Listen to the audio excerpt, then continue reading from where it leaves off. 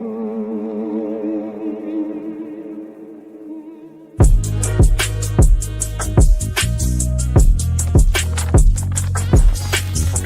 I'm going to say for now, this is an overreaction. Buried him in the turf with his chin wrapped around his nostrils. He calls a timeout. Good wherewithal by Eli. Great wherewithal.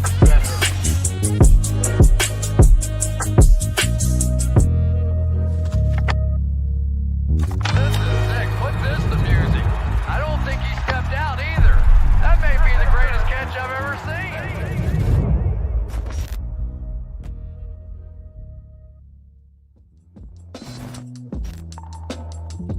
seen. Welcome into another edition of the Giant Overreaction. Man, this is going to be a very exciting show.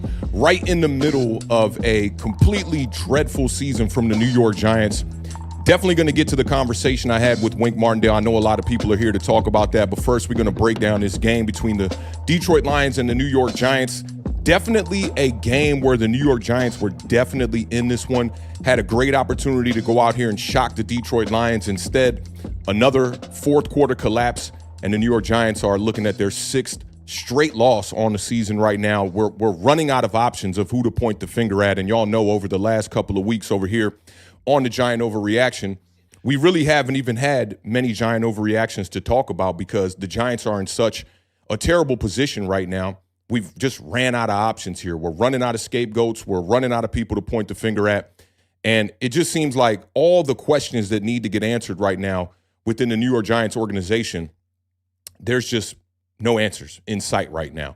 And Mike Kafka just coached his second game as the interim head coach for the New York Giants, and he gets his second loss. You know, it looks a little bit different, but all in all, we're still losing these games the same exact way. And that is why the breaking news likely came out today about Shane Bowen being fired. And I had a homie on Twitter ask me about this. He said, "How you feeling about this?" And I was just basically like, bro, I'm kind of numb to it at this point. You know, it's almost like Shane Bowen was a dead man walking while he was here with the New York Giants. And I don't think anybody is surprised that him coaching against the Detroit Lions was his last game as the defensive coordinator for the New York Giants. We're going to break that down along with the Wink Martindale conversation I had on Saturday as well, kind of all in one go as soon as we get a chance to break down this game. But this was another one where the offense was not the main issue for the New York Giants. We moved the ball well throughout this game. In fact, I was so surprised at how many times the New York Giants just marched down the field and found their way into the green zone or found their way into the red zone. The Detroit Lions have not had back-to-back losses since 2022, and that speaks volumes for their organization right now. You know, they go and they improve to 7-4. It looks like the Detroit Lions are going to be headed towards the playoffs again. And meanwhile, the New York Giants sitting there scratching their head right now at 2-10 on the season for the second consecutive season. The Giants are now on a 6-game losing streak, and this is the longest losing streak since the 10 games that we lost in a row back in 2024. But there is a big difference here, as I spoke about with the offense. When we lost 10 games in a row in 2024, our offense scored 20 or more points in only 2 out of those 10 games. And you're looking at this streak here. The New York Giants have gone 6 straight games where they have scored over 20 points and have not got a W. It is absolutely ridiculous. At 5, we had the second longest streak, in NFL history. The 49ers had 6 straight games where they scored over 20 points, and now we tied that NFL record. And we still got some games left, so it's not going to surprise me if the New York Giants find a way to break that record. They, just are consistently losing on the road. We're talking 12 straight losses on the road now dating back to last season, and have blown 5 double-digit leads this season. Every one of those double-digit leads just so happen to be on the road where the New York Giants are 2-5 on the season right now when we're talking about blowing leads of at least a double-digit score here.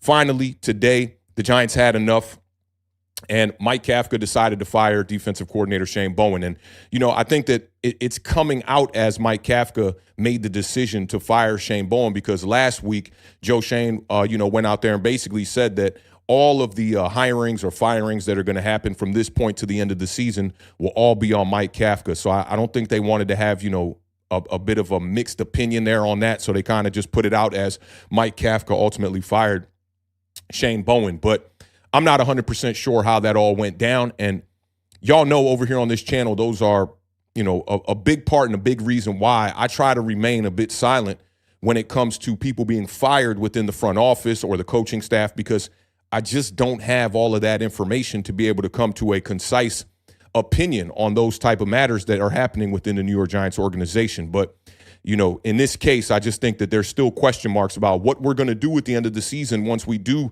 try to bring in a new head coach, a new defensive coordinator, possibly a new offensive coordinator. We don't know what's necessarily going to happen with Mike Kafka. And it just seems like we're just waiting. We're in loom here. A lot of people have been asking me about, what candidates I'm viewing as far as, bringing in as far as the next defensive coordinator for the New York Giants. But I'm really puzzled on it because we don't even know if we're going to have the same head coach as Mike Kafka being the interim right now, if that's going to trickle into next season, or if we're going to have a new head coach come in and possibly bring in his own coaching staff. But before we get off into talking more about the whole Shane Bowen situation and the conversation with Wink Martindale that I had on Saturday, I did want to go over the game first, as I said already. But just to kind of give you guys a little bit of a background about how this conversation happened before we get off into it. So I shoot content, for those of y'all that don't know in the chat. A lot of my family in the chat already know this, but I shoot content for the University of Maryland. And I've been extremely blessed to be right there on the sidelines in multiple instances where, we're looking at prospects that are going to the NFL. We're looking at head coaches, NFL legends like Chris Carter literally standing right next to me. Last year, I got a chance to meet assistant general manager for the New York Giants, Brandon Brown, when he came in to scout some wide receivers when we played USC last season. And then this year, at the end of the game, it kind of clicked for me as the first quarter was starting, like, oh, man, I forgot Wink Martindale's right over here with Michigan. And then I see him pregame, just talking on the sidelines with a couple of, reporters and whatnot. And I'm like, man, if I can get a conversation with Wink at the end of the game, that would be amazing. And, at the half, they were dogging us at the half. Maryland was losing by a lot of points at the half. Still kind of in the game, I guess you could say, but they were dogging us. And I was still like, I got to wait till the end of the game. If indeed a conversation were to happen, I would love to at least meet Wink Martindale. And at the end of the game, I saw him come out the locker room. I almost thought like it was pretty much a foregone conclusion that all the players and all the coaches were already gone. And I saw him come out the locker room that's right next to the Maryland locker room, and our offices where we shoot are right next to that, where we dump footage and we make our edits live during the game and all that. And I just went up to Wink, said, "What's up, man? I'm a Giants fan. I cover the Giants on Bleacher Report and on YouTube." And, he was very willing to speak to me. It was I almost felt like I was in the middle of a dream because I didn't even have to say that many words. The other crazy part about this is that I got to forewarn you guys on is that I've been advised to kind of just watch out with what I say within the context of this conversation that we had. So I'm going to try to give y'all the goods as best as I can, right? But at the same time, we need to keep in mind that the collegiate season is not over. Michigan has a huge game coming up this next week against Ohio State. So I'm taking all that into consideration and, really just blessed to have Wink Martindale even share some of his thoughts regarding the New York Giants with me. So that's just a bit of the setup that a lot of my people here in the chat already know. I posted the picture that I took with Wink Martindale at the game. And, I said, Wink basically told me everything that went down with Brian Dable and everything that went down with the New York Giants and why he ended up resigning. And I didn't know that particular picture in that post was going to go as viral as it did. I thought within our small corner of the internet and within the New York Giants fan base, there would be a little bit of rumblings about it. But it took off pretty big. So like I said, I've spoke with some people. I'm not going to say no people, names or anything like that, but I've spoke with some people and I've been advised to at least, be careful with how I approach this situation. So just kind of wanted to give you guys a little bit of a synopsis on it before we talk about it. I do want to spend about we'll say 15 to 20 minutes on just breaking down some of the things in the game that, I wanted to talk about, some of the instances with the play calling, some of the decision making on both sides of the ball. And obviously, y'all know over here on this channel, we always talk about two things on every stream, and that is RTDB, run the damn ball, and STDR, stop the damn run, because those are two things that I feel are very important, even in this day and age in the NFL, to be able to win games. Most importantly, you have to find a way to at least contain the run. Over here on this channel, we like to, pride ourselves on trying to find ways to stop the run. So we're going to talk about that as well. But like I said, about 15, 20 minutes. Today's going to be a bit of a short stream because I don't want to have a 2-3 hour stream with breaking news about our defensive coordinator being fired, and also with this conversation that I had with Wink Martindale. So let's get right off into it, man. The New York Giants traveled to Detroit to take on the basically red-hot Detroit Lions in a matchup that we truly needed here. So let's get off into it. Scatterboo the back. Dart, design run. Ultimately goes to the center of the bus. Touchdown, Giants! Jackson Dart! We work too hard. We care about each other too much, man. Own the day, every moment. This group has to dominate from the jump. The New York City right now is Cam Stanford. We have another opportunity. Put that the line. That's on three. That's on me. 1, 2, 3, 5. It's too beautiful out here wasting opportunity. Come on, inside the tall for the first down. Just go ahead. Let's go. Let's fight for each other. Here we go. Man, I truly do love my team. Win or loss, I definitely do love my team. And this has been a very trying season for us as fans, for sure. And, this dates back to the last couple of years, where the New York Giants have been struggling since 2022. But this particular game here against the Detroit Lions, the Giants came into Week 12 with the third most opening drive touchdowns in the NFL. And as soon as we got out there, we got the ball first. I knew that the New York Giants were going to have success. I feel very confident with Jameis Winston at the quarterback position, and Jameis is one of my favorite players to watch. And I know a lot of fans were asking that, hey, I just want to see the New York Giants compete this year. And a lot of people wanted to see Jameis Winston over Russell Wilson. And after the results that we have seen over the last two games, it's definitely very clear and apparent why a lot of fans wanted to see Jameis Winston. And I got to say, and I said this on Bleacher Report last night when I was done the recap, that I was completely wrong on the Russell Wilson situation. Double dipping at the quarterback position with two veterans, I think that there were some benefits to that, especially when you look at it from the perspective of Jackson Dart. But all in all, we didn't need to have Russell Wilson on this roster along with Jameis Winston, who clearly gives us a better shot to win games than Russell Wilson did. I mean, Russell Wilson, really just 3 starts on the season, but really just one good game against the Dallas Cowboys where it all went to shit in overtime in that game when he ended up throwing the interception. And I don't put the blame on Russell Wilson, but at the end of the day, I think after 2 games, all of us as New York Giants fans can clearly say that Jameis Winston is the better quarterback at this moment in time in his career. Giants get on the field for that first drive. They go 4 plays, 70 yards, and it ends in a Wandale Robinson touchdown on a flea flicker play where Jameis Winston made a hell of a play within the pocket. Looked like the play was going to be a sack, and Jameis Winston finds a way to just step up in the pocket and find Wandale Robinson deep down the field. And the Giants have scored on these opening drives basically all year long. They've scored on 6 opening drives this season. They have 6 total combined opening drive touchdowns in the previous 2 seasons. So that goes to show you the stark difference in how we were performing on opening drives last season versus how we've been performing this season. And with Jackson Dart and Jameis Winston, we've been really great on the first drive and have been really good in the first quarter this year as well. That's been our bread and butter. The Giants have outscored their opponents in the first quarter 68-44 this year, and scoring early, that has not been an issue for us at all. Now, we did have a double-digit lead at the end of the first quarter, and I believe I heard the broadcast say that was the first double-digit lead at the end of the first quarter for the New York Giants since somewhere around like 2011 or 2012, which was definitely eye-opening for me. And after that first quarter, it felt like a W was in sight, in my opinion. And I started, I know that you cannot get comfortable with the New York Giants when they have a lead. We know that. We've seen the results over the last couple of games.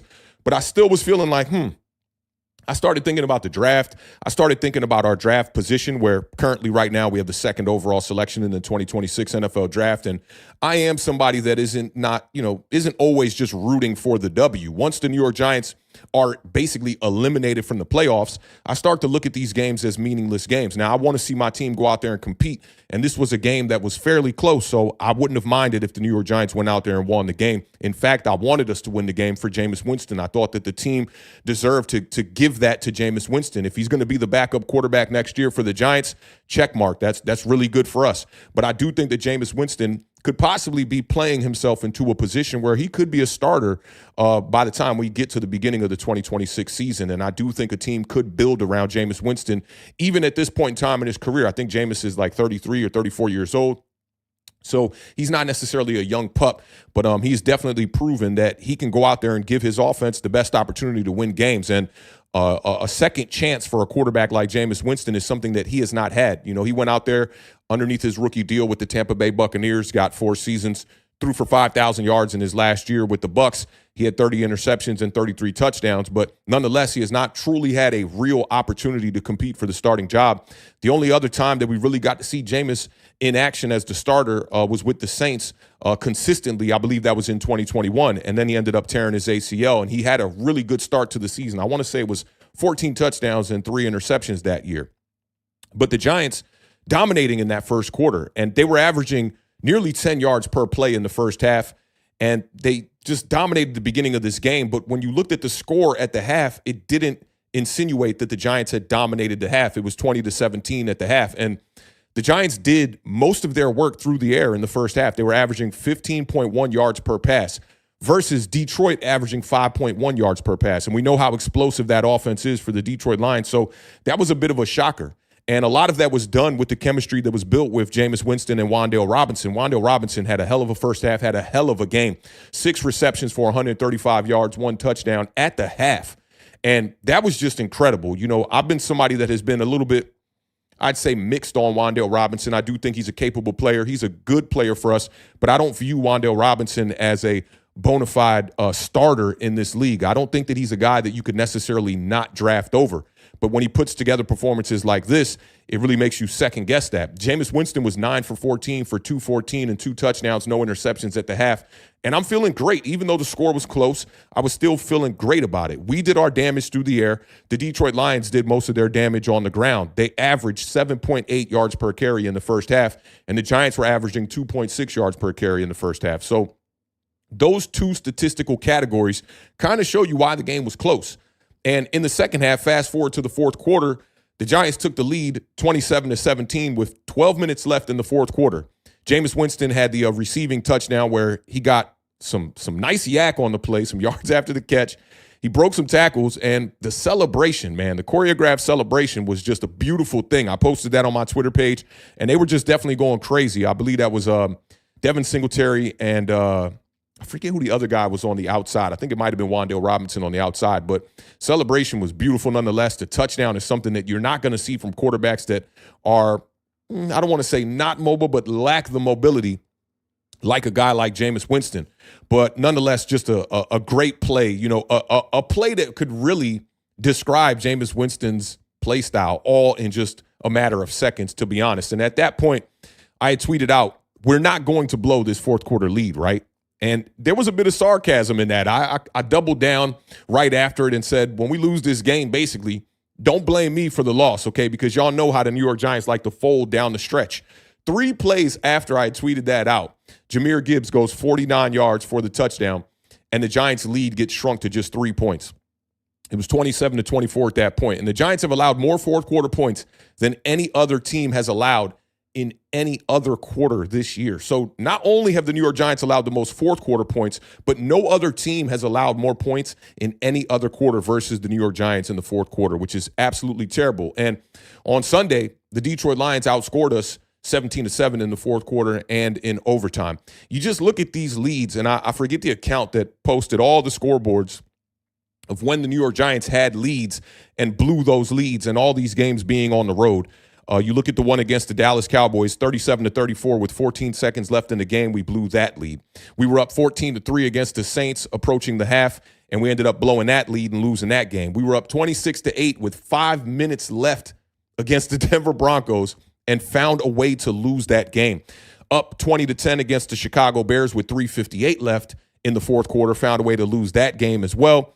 And up against the Detroit Lions in the fourth quarter, up 27-17 with 10 minutes and 57 seconds left. The New York Giants still find a way to lose this game 34-27. Now, 2 questionable decisions from Mike Kafka in this game, and I emphasize questionable because some people are going to agree with some of these calls and some people are going to disagree. And I'm definitely on the side of disagreeing with some of these calls, and I think that some of that has to do with my old school nature as far as how I like to approach the game, right? The first questionable call for me was Giants get the ball with 6:10 left in the first half. We're up on the scoreboard 17-7. So you have a 10-point lead. And Mike Kafka, out of nowhere, just decides to get a little bit conservative. And I do think that Mike Kafka called a fairly good game on Sunday, but there was just 2 questionable calls for me.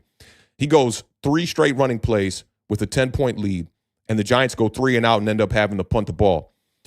Now, coming into this game, we did not have a preview show on Thursday, but I'm always just scouring the internet. Like, I pretty much have tabs open up on my Firefox that I keep open at all times so that I can go get my nuggets from different resources and different outlets. And one of the nuggets that I had found was that the Lions defense had allowed the lowest third down conversion rate on 3rd and short in the NFL this entire season. It was the best in the NFL. They were only allowing teams to convert on 3rd and short 30% of the time. So that goes to show you that Dan Campbell and the Detroit Lions have an extra emphasis on 3rd and short. And, Dan Campbell just seems like the kind of coach that, is the opposite of spineless. Like, he's the kind of coach that wants his defense to represent him as the head coach for the team, and his personality and his play style and his philosophy, it all trickles down through that defense. Now, the Lions ended up getting the ball back, and on the first play that they got the ball back after we punted the ball, Jahmyr Gibbs goes 49 yards again. On the first fucking play, he goes 49 yards. And then he catches a touchdown with 2:16 left in the second quarter. So the Giants' lead now gets cut from 17-7 all the way to 17-14. We trade a pair of field goals before halftime. But in my opinion, what could have been a 17-point lead going into the half somehow turned into a 3-point lead going into the half. So a questionable call for me, just the approach. You've been aggressive throughout the entirety of the first half through the air. I mean, we're talking about basically 10 yards per play. And the New York Giants just decide to get conservative. And these are things that point to our team, our organization, not knowing how to put those final nails in the coffin and find ways to close out games. And this is not something that is just, that we can point the finger at this particular regime, within Mike Kafka and dating back to when Brian Dable was here. These are things that we saw when Joe Judge was here as well. The second questionable call, Giants get the ball backed up inside their own 10-yard line. Jameis Winston is doing everything in his damn power to win this game. 2nd and 11, backed up inside his own 10. He finds Hodgins for a huge chunk play, and Isaiah Hodgins had another good game today. That's another asset that I think we all, I can't say we all, because guys like Bobby Skinner had been talking about bringing in Isaiah Hodgins for a long time, but a lot of us definitely overlooked how much of an impact a guy like Isaiah Hodgins could bring to this offense. And I think that also speaks volumes for how bad our wide receiver core is. Like, Isaiah Hodgins just came off the Steelers practice squad last week, and he led the New York Giants in receiving. So it just goes to show you how bad of a inconsistent wide receiver core that we have. Now, after the 2nd and 11 conversion to Isaiah Hodgins, that's followed by a 3rd and long. And Jameis Winston pushing the ball down the field, draws the PI down the field, first down for the New York Giants. We get another 3rd and long, 3rd and 17, and he finds Theo Johnson on a scramble play deep down the field. It was maybe the best play of the day outside of the touchdown reception from Jameis Winston. Giants get all the way inside the Lions' 10-yard line. And at this point, they have a 3-point lead. They get all the way in the 10-yard line. They end up getting stopped on 3rd and goal, and Mike Kafka decides to go for it on 4th down. And it's 4th and goal now from the Lions 6. So you got 6 yards. This is not a short, give me type of situation where, maybe if you're looking at a 4th and 1, 4th and goal from the 1-yard line, okay, no brainer, we're going to go for it. If you don't get it, the Lions got to go 99 yards. I knew by the look on Mike Kafka's face that this was not like, smoke and mirrors, that he was going to line up and try to draw the Detroit Lions off sides. I could tell he was going for it. This is probably his first real big moment as a head coach for the New York Giants, and you could see the nerves on his face, and that made me nervous in return. And then the New York Giants don't convert on 4th down. Jameis Winston kind of just running out of time, can't find nobody, tries to find Theo Johnson in the back of the end zone. The pass goes incomplete. The Giants have struggled on 4th down in the red zone basically all year long. And I think in return, it's made our coaching staff very hesitant. 1 foot in, 1 foot out. There's no true theory or philosophy of how they approach 4th down, 4th and short, 4th and goal. It just seems like when they feel like it, they will go for it. And when they don't feel like it, they won't go for it. Giants have turned the ball over on downs 7 times in the red zone this season. That is the worst in the NFL right now. And when we turned the ball over, the Lions got the ball back with 3 minutes left, and you just knew what the fuck was going to happen. You just knew exactly what was going to happen. In fact, I thought that the Detroit Lions were going to drive down the field and possibly score a touchdown and probably have a walk-off touchdown. But instead, they got in the field goal range. They end up lining up for a 59-yard field goal, and you just knew they weren't going to miss. I mean, this dates back to when Graham Gano beat us when he was in Carolina on that 63-yard field goal. The Giants have been losing on game-winning field goals, long game-winning field goals for a long time now. And the 59-yard field goal goes right through the uprights, ties the game 27-7. The first play from scrimmage in overtime, Jahmyr Gibbs goes 69 yards for the touchdown. Lions go up 34-27. It was their first lead of the game. And the New York Giants get the ball back and just can't find a way to get the ball into the end zone. Jameis Winston ends up getting sacked on the last play of the game on 4th down.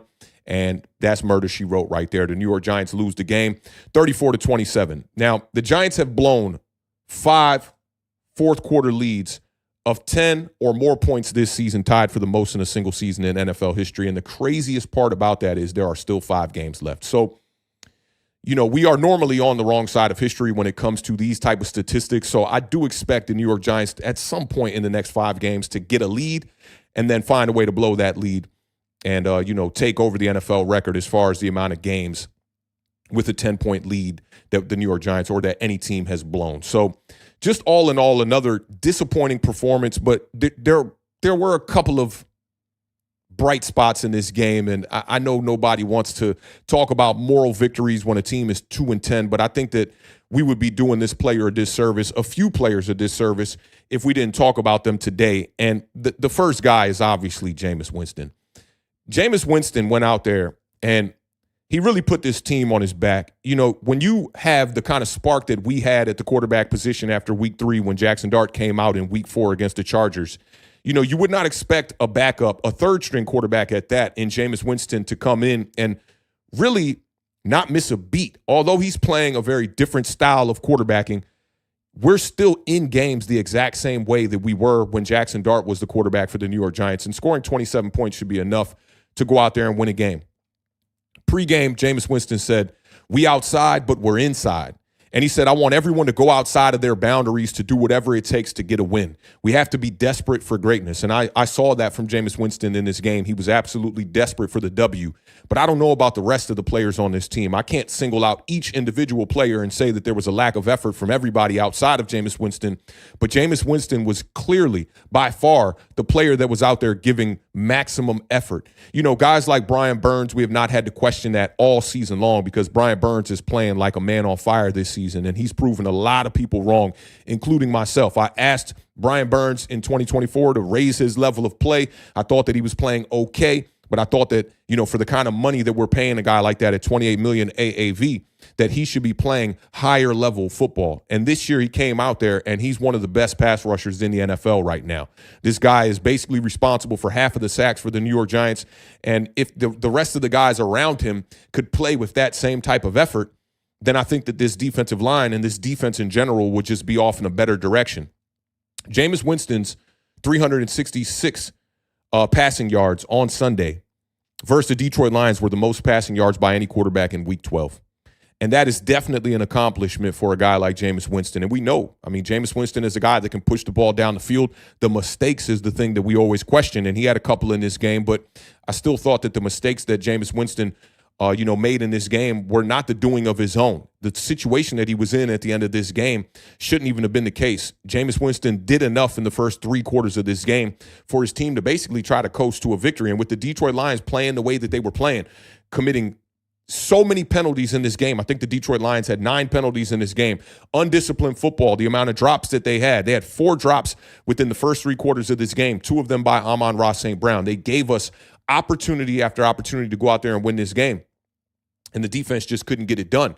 But Jameis Winston, he was just excellent on Sunday. And the Lions had not allowed a 300-yard passer all season long. Jameis Winston is the first quarterback to throw for over 300 yards against this particular Detroit Lions defense this year. In Week 11, the previous week, Jameis Winston was the 3rd most pressured quarterback in Week 11. That was last week against the Green Bay Packers.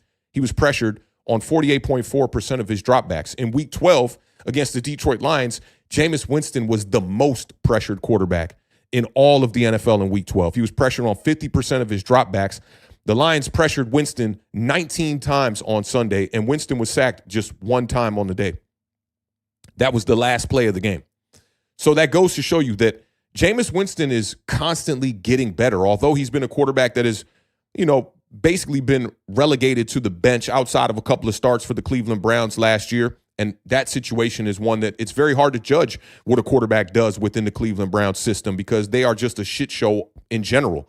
But Jameis Winston went out here and just really put pen to paper. The productivity was there, and I thought that he should have won the game. He had a perfect passer rating under pressure in the first half on Sunday versus Detroit. He was 5 of 6 for 128 yards and 2 touchdowns under pressure.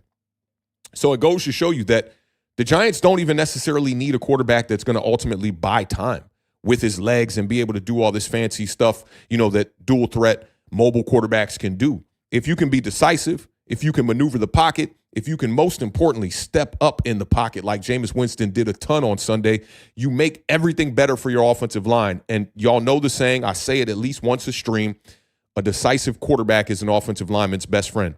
And I do think that our offensive line is playing much better this season, but a lot of that has to do with the way that our quarterbacks have been playing. I thought Jermaine Illuminor did a fantastic job on Sunday. I thought the offensive line in general did a really, really good job on Sunday. But Jermaine Illuminor in particular lining up against Aiden Hutchinson, and, he was quiet basically the entire game.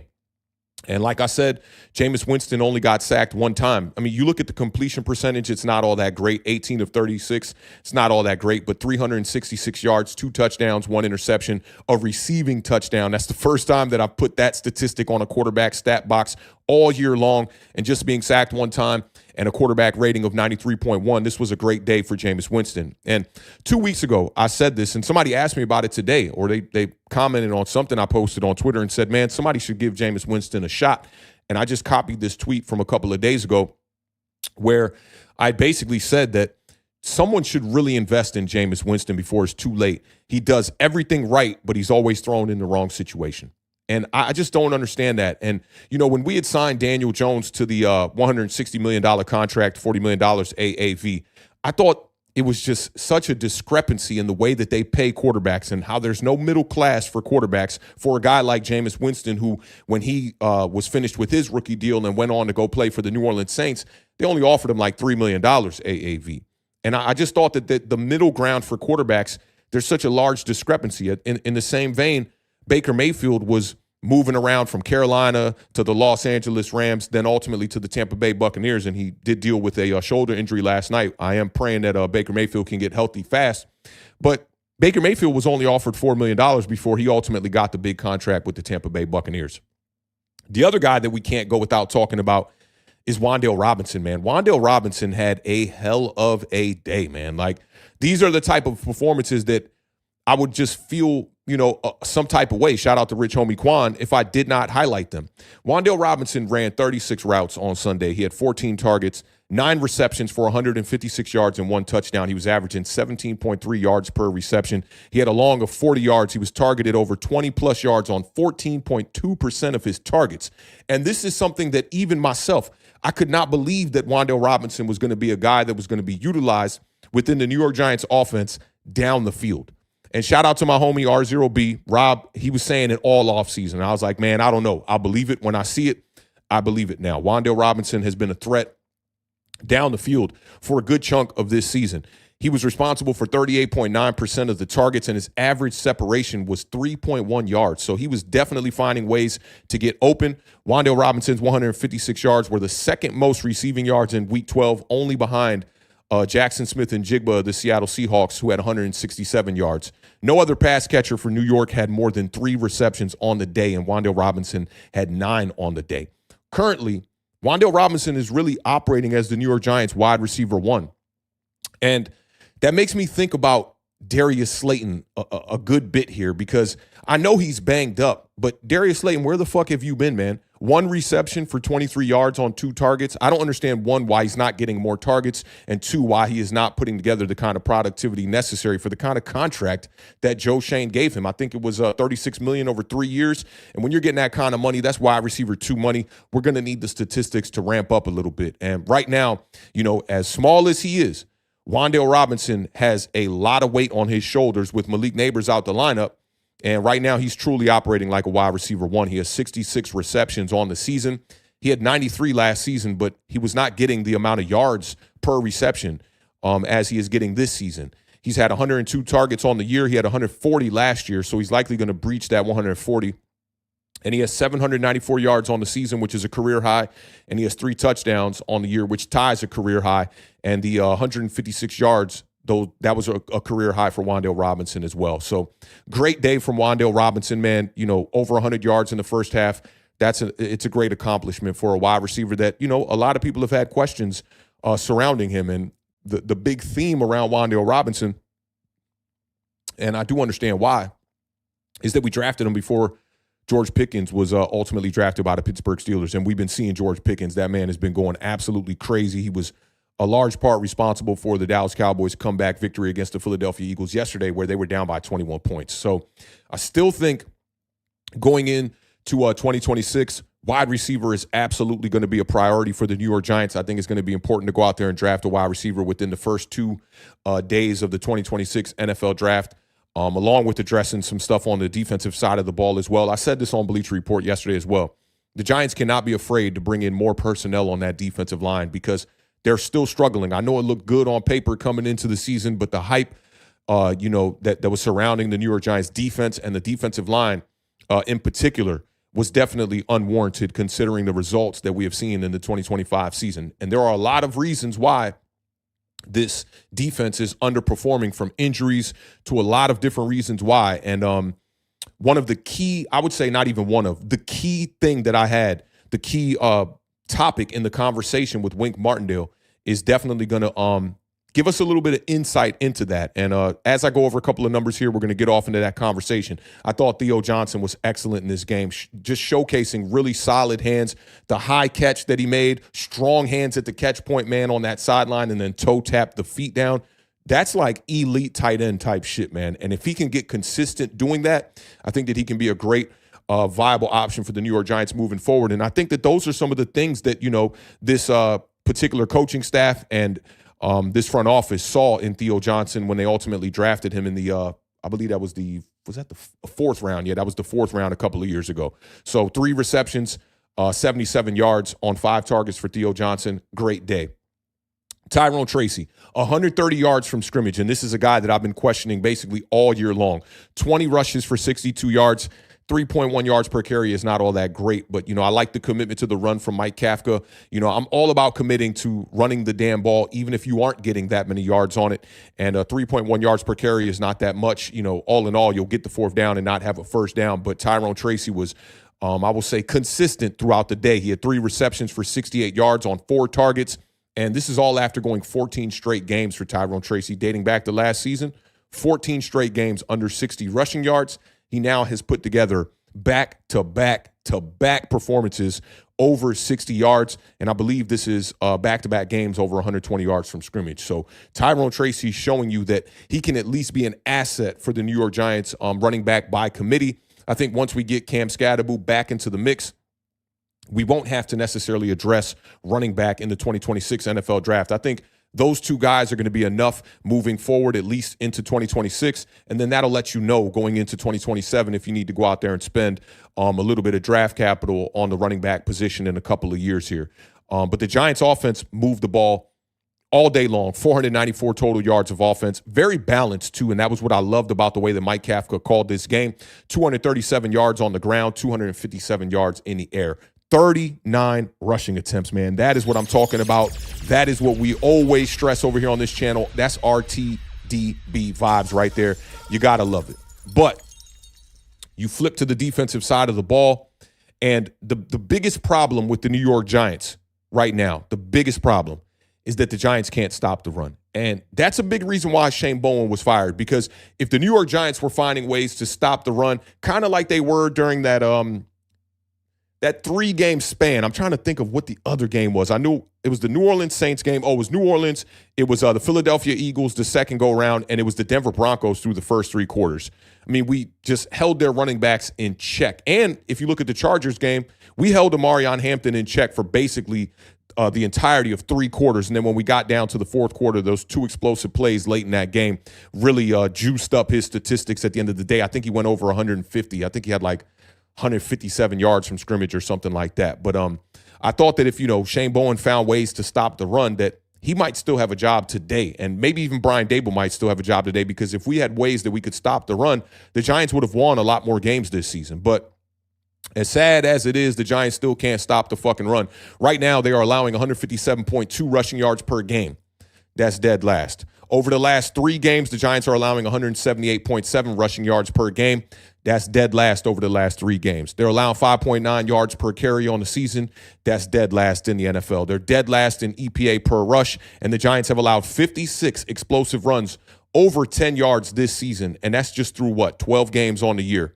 Dead last in the NFL. 17 rushing touchdowns allowed on the year. That's tied for dead last in the NFL. And versus Detroit, they had 86 rushing yards in the first half of this game. They finished the day with 237 rushing yards. And that 237 is just bad. It's as bad as it can get basically on its own. I mean, it makes me think back to opening day against the Washington Commanders when they put up 220 on us. But the Detroit Lions did that in 20 rushing attempts. That's 11.9 yards per carry, y'all. That's not going to get it done. That's just not going to get it done. You look at Jahmyr Gibbs by himself. He led all the running backs in the NFL in Week 12 in rushing yards. He had 15 rushing attempts for 219 yards. That's one of the best performances I can remember in the recent history. For a guy to go over 200 yards on just 15 carries, he also had 2 touchdowns. We're talking 14.6 yards per carry from Jahmyr Gibbs. That is a day where by the time you get to the end of the game, and although this game was extremely close, but I'm sure by the time they got to overtime and this game was on ice, my God, the amount of high fives and the type of celebrating that the Detroit Lions were likely doing in their locker room. 14.6 yards per carry. I've never seen no shit like that. He had 4 explosive runs over 10 yards on the day, and Gibbs was the only running back to breach 20 miles per hour twice on Sunday. You only had 4 running backs that got up to 20 miles per hour, period, in all of Week 12, and Jahmyr Gibbs did it twice against the New York Giants. He had 3 runs over 20 yards on Sunday. And this part, I was going through the All-22 earlier today, and I didn't go through the whole game. I like to use the NFL Plus to kind of look at certain categories. Like I like to look at explosive plays. I like to look at play action. I like to look at, outside zone. And when I was looking at the explosive plays from the Detroit Lions offense, I literally screamed in my studio here. I just said, holy fuck. Like I could not believe that this was the case. Not only with these large increments of rushing plays, but the personnel on the field was the biggest issue for me. And shout out to NFL Plus, because when you look at the All-22, on the right-hand side, they show you all of the personnel, which also gave me all the numbers for the New York Giants offense in 12 and 13 personnel. And Mike Kafka has kind of gotten away from 12 and 13 personnel, which has opened up this offense a little bit more. But forget that. Let's talk about the defense here. Jahmyr Gibbs had the 3 runs over 20 yards on Sunday. The first one was the 49-yard run. Guess who wasn't on the field? Dexter Lawrence. Then he had another 49-yard run that set up his second touchdown, which was a receiving touchdown. On that second 49-yard run, guess who wasn't on the field? Dexter Lawrence. Then in overtime, a 69-yard run in overtime. When you know that you got to be giving your last-ditch effort, you should be literally putting as much of your best personnel on the field at once in those closing minutes of the game. 69-yard run to open up the overtime period. And guess who was not on the fucking field? Dexter Lawrence. None of that makes any sense. And I know Dexter Lawrence was dealing with an injury or whatever, but he's banged up and whatnot. And he only played about half of the snaps on the day. But my God, if you're going to have Dexter Lawrence on the field, I can maybe excuse the first 2 49-yard runs where Dexter Lawrence is not on the field. But on the first play of overtime, we don't have arguably our best defensive player on the field. It literally makes no sense. And in that regard, you have to point the finger at the coaching staff. Because if Dexter Lawrence was on a bit of a pitch count, okay, I can respect that. But when this game goes into overtime, you need to look Dexter Lawrence in the eyes and say, yo, are you hurt or are you injured? And for all my OGs out there that know about the program, the movie, you know exactly what that means. If you're hurt, that means you can continue to play at the level that we expect you to play at. If you're injured, then we got to put you on the sidelines and bring in another player to take your spot. And in this case, Dexter Lawrence sitting there on the sidelines on the first play has to watch Jahmyr Gibbs go 69 yards all the way to the house and basically close out the game for the New York Giants. That's a big reason why the New York Giants defense right now is currently ranked 30th. And it's just pathetic. It's really just pathetic. I know the New York Giants have not been able to stop the run over the last decade, right? But when you look at the way that we have not been able to stop the run this particular season, it looks worse than any of the other defensive coordinators that we've had, from Wink Martindale to the homie that we brought in from the Arizona Cardinals. His name is very forgettable because he did not get us a lot of results, to Patrick Graham, who played the soft zone. There has not been a rush defense for the New York Giants in the past 10 years that has looked this bad, which leads me to my next little bit here that is about Shane Bowen and about the conversation with Wink Martindale, which I know a lot of y'all are here for. But let me just tap in with the chat. I haven't looked into the chat here in a second and just kind of see where y'all are at, with what y'all are thinking about as far as how the New York Giants rush defense is, and Shane Bowen, and shout out to No Mets, No Nets, No Jets, and Nick P bringing up James Betcher, who was, he was extremely terrible with the New York Giants. But Shane Bowen is definitely telling him to hold my beer right now. I do see a super chat came in too, so before we get off into that Wink conversation, let's take this super chat. Big shout out to my dog right here one time, man. My dog Mateo in the building with the $2 super chat. Mateo says, protect your present and future, brother. That's a fact. That's definitely a fact. And, going into this conversation, I think that this is actually really, really good advice, to be honest, because I wish I could just come up here and tell y'all exactly how the conversation went with Wink Martindale, right? How I plan on telling the Beard about it, my co-host, once I do get off the air, because I can give him all of the details that won't sacrifice the reputation of just anybody that's involved in these conversations, to be honest. But big shout out to Mateo, man. We appreciate you helping us raise the bar on over here on this small corner of the internet, but more importantly, when we're talking about a hot topic, and I won't call this, I'm reluctant to call it tea. I won't call it gossip. I know a lot of people are waiting for gossip, but this is just more details into some of the things that went wrong with the New York Giants when Wink Martindale was here. And shout out to Timmy Foosball in the building. I see you, bro. And shout out to Mark B. Mark B says Bowen was not a good hire out the gate and proved it all the way up to yesterday. I do agree with you on that. It was a panic hire, and we're going to talk about that here. So this is really a full circle moment. It really is a full circle moment, y'all. And let me take this super chat from my dog B-Rock one time in the building. Big shout out B-Rog coming in hot one time with the $2 super chat. He says, I'll sign an NDA if that helps. It won't help B-Rog, but shout out to B-Rog, man. B-Rog has been the biggest support system that we have over here on Authentic in the Beard. So big shout out to B-Rog, and I'm going to be hollering at you real soon, B-Rog. Appreciate you helping us raise the bar. All right, so let's break this whole situation down here and give you the goods of the conversation that I had with Wink Martindale. So I spoke to Wink Martindale on Saturday after the Maryland game. For those of y'all that are coming in late, I shoot content for Maryland's content creation team, the best content creation team in the whole fucking nation. I swear to God, the New York Giants need to hire us. Nobody does it better. Go over to @TerpsFootball and check out their Instagram and just look at some of our cinematic recaps. It's the best kind of content that there is. I put us on the level of HBO Hard Knocks straight up and down. I feel like we could literally look eye to eye with them. We create the best content there is. And shout out to the team over there of some of the best cinematographers that I've ever had the chance to work with. Now, it's just kind of ironic that I spoke to Wink Martindale on Saturday and Shane Bowen got fired basically a day later, 2 days later. And the Giants are now naming outside linebackers coach Charlie Bullen as their interim defensive coordinator, at least until the end of the season, right?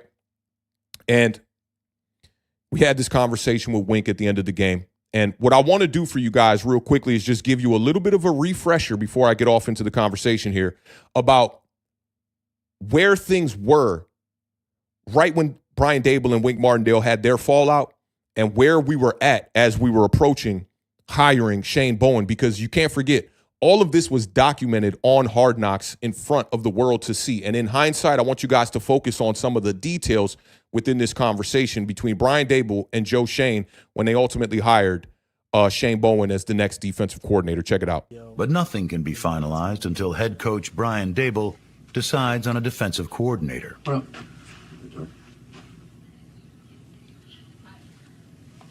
so I'm going to offer it to Shane. I just went with Shane Bowen? Yeah, Okay. I'm going to call him up. Say, hey, you want to be in or what? Right.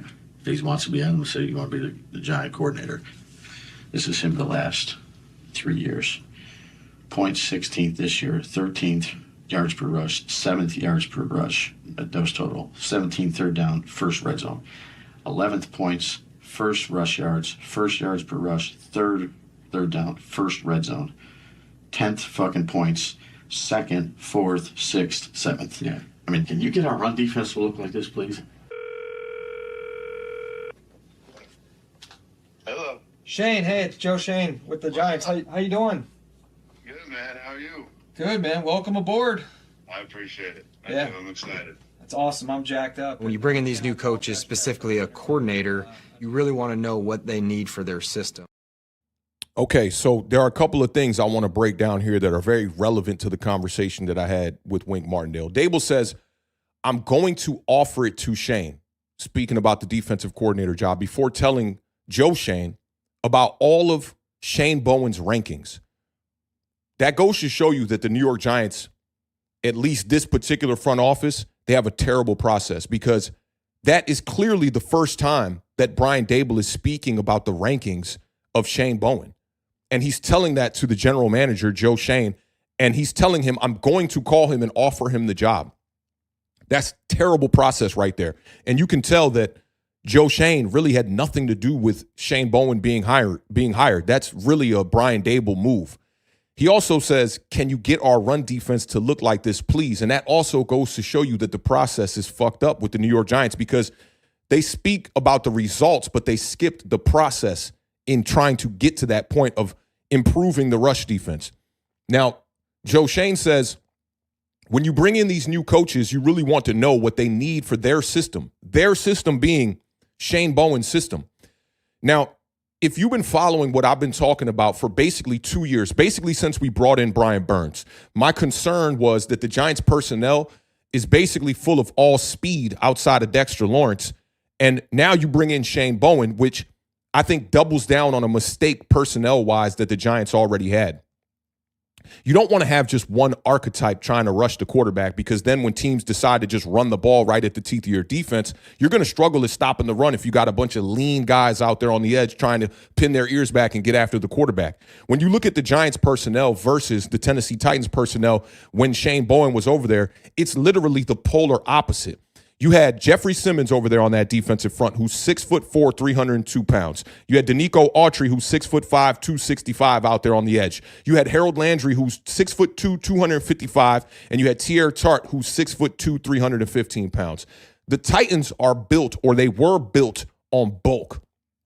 The New York Giants are built on speed. So right off the bat, a lot of the personnel that they brought in, and some of that personnel was brought in after Shane Bowen was here, like Brian Burns, because we had hired Shane Bowen, and then we brought in Brian Burns via trade after that, right?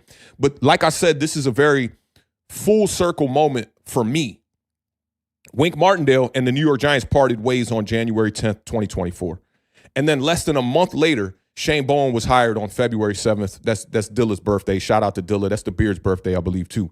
And I'm bringing all of this up because if you guys remember what we were covering on this channel at the time, the guy that I wanted the New York Giants to hire was Denard Wilson, the former defensive backs coach for the Philadelphia Eagles and the former defensive backs coach for the Baltimore Ravens.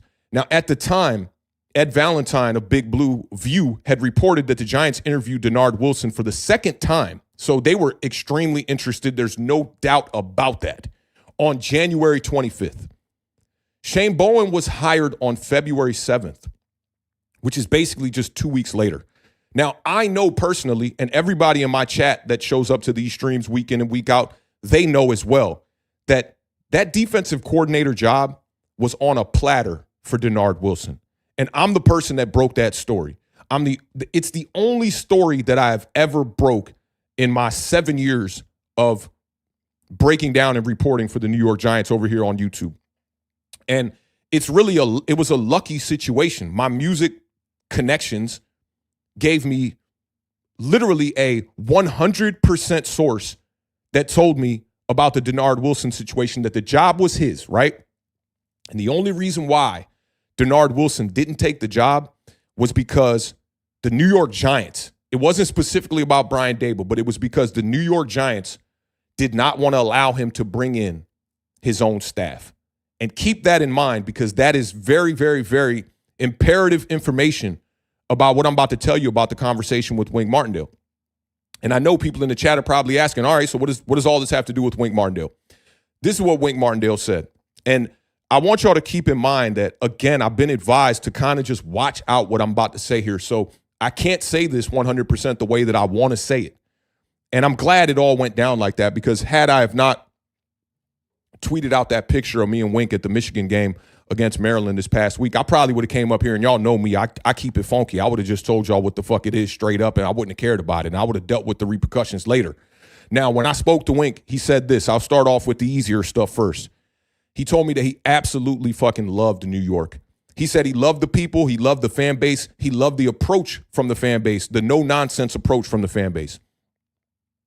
He also seemed like just genuinely excited to talk to me about the New York Giants after the game, which I thought was kind of crazy, because my goal when coming up to Wink Martindale after the game was just to shake his hand and say, hey, I'm a fan of yours, miss you, I wish it would have worked out here.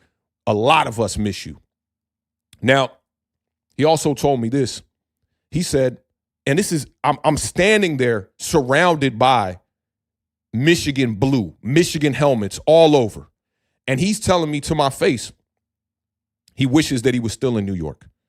And the crazy part about this is when I'm filming at Maryland, my rig, I have a H1 Zoom recorder that sits on top of my camera rig.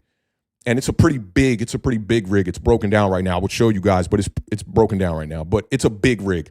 And so that I don't have to press record on the recorder all the time, my Zoom recorder is recording basically the entire time that I'm at Maryland. So the conversation that I had with Wink Martindale in its entirety is fucking recorded. So maybe down the line when it's not, in such a sensitive time period right now, because this will be the worst time for information to come out about Wink Martindale and the New York Giants and a story break. So I'm trying to make this not be a story. But imagine a story breaking right now and they're about to go play one of their biggest games. So I have the conversation, though. And maybe down the line when it's not as detrimental to these people's livelihood, I might release the conversation. We'll see, right? Now, I'm getting to a point here that I want y'all to just bear with me, be patient here. There are only 2 defensive position coaches that are still on the roster or still on the staff right now for the New York Giants that were from the 2022 Giants staff that are still here in 2025. It's not defensive backs coach Jerome Henderson, who is now with the Colts. It's definitely not outside linebacker coach Drew Wilkins, who is now with the Baltimore Ravens. And Kevin Wilkins, his brother, is now with the Jaguars. Those were the brothers that were ultimately fired that rubbed Wink Martindale the wrong way. And a lot of people thought that the reason why Wink Martindale and Brian Daboll were butting heads was because those 2 guys were fired. And from the conversation that I had with Wink Martindale, it doesn't seem like that is the reason, to be honest. The only other 2 coaches that are still on the staff are inside linebackers coach John Igurugwu and defensive line coach Andre Patterson. Now, this is what Wink told me to my face, y'all. He said, after we won Brian Daboll Coach of the Year, he's talking about him and Mike Kafka. He says he wanted his hands in everything the following season. He said Brian Daboll was telling him what to do basically with his defense. And Wink told me this. He said, specifically, Brian Daboll was the reason why I resigned. And he said, in his words, the reason why he resigned is because Brian Daboll is a poor leader. Now, this is the part that is really the shit. This was the part that had me go, oh, not a lot of people are talking about this, and the perspective that people have on this particular instance is completely polar opposite of what Wink Martindale told me. Now, I'm not sure if y'all heard the John Feliciano statements on his podcast when Brian Daboll got fired, but he also said that he wanted to really be in New York. He also spoke about the Giants quarterback coach, Shea Tierney.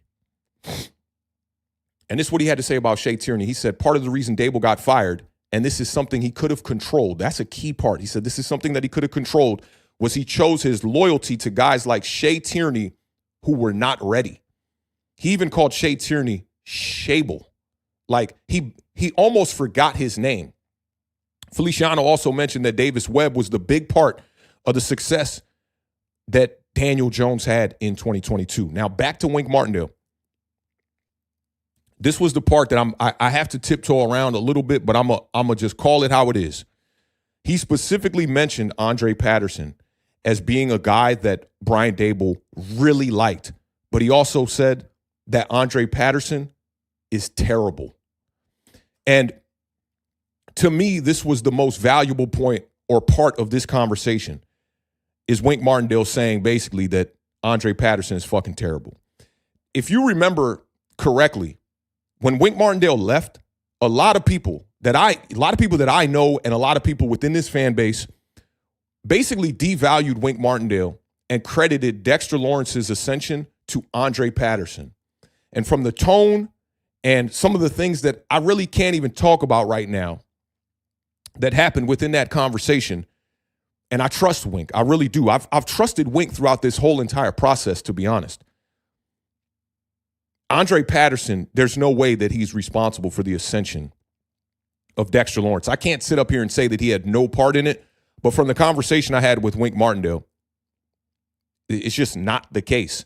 And so many people credited Dexter Lawrence's ascension to Andre Patterson, and they did that very definitively.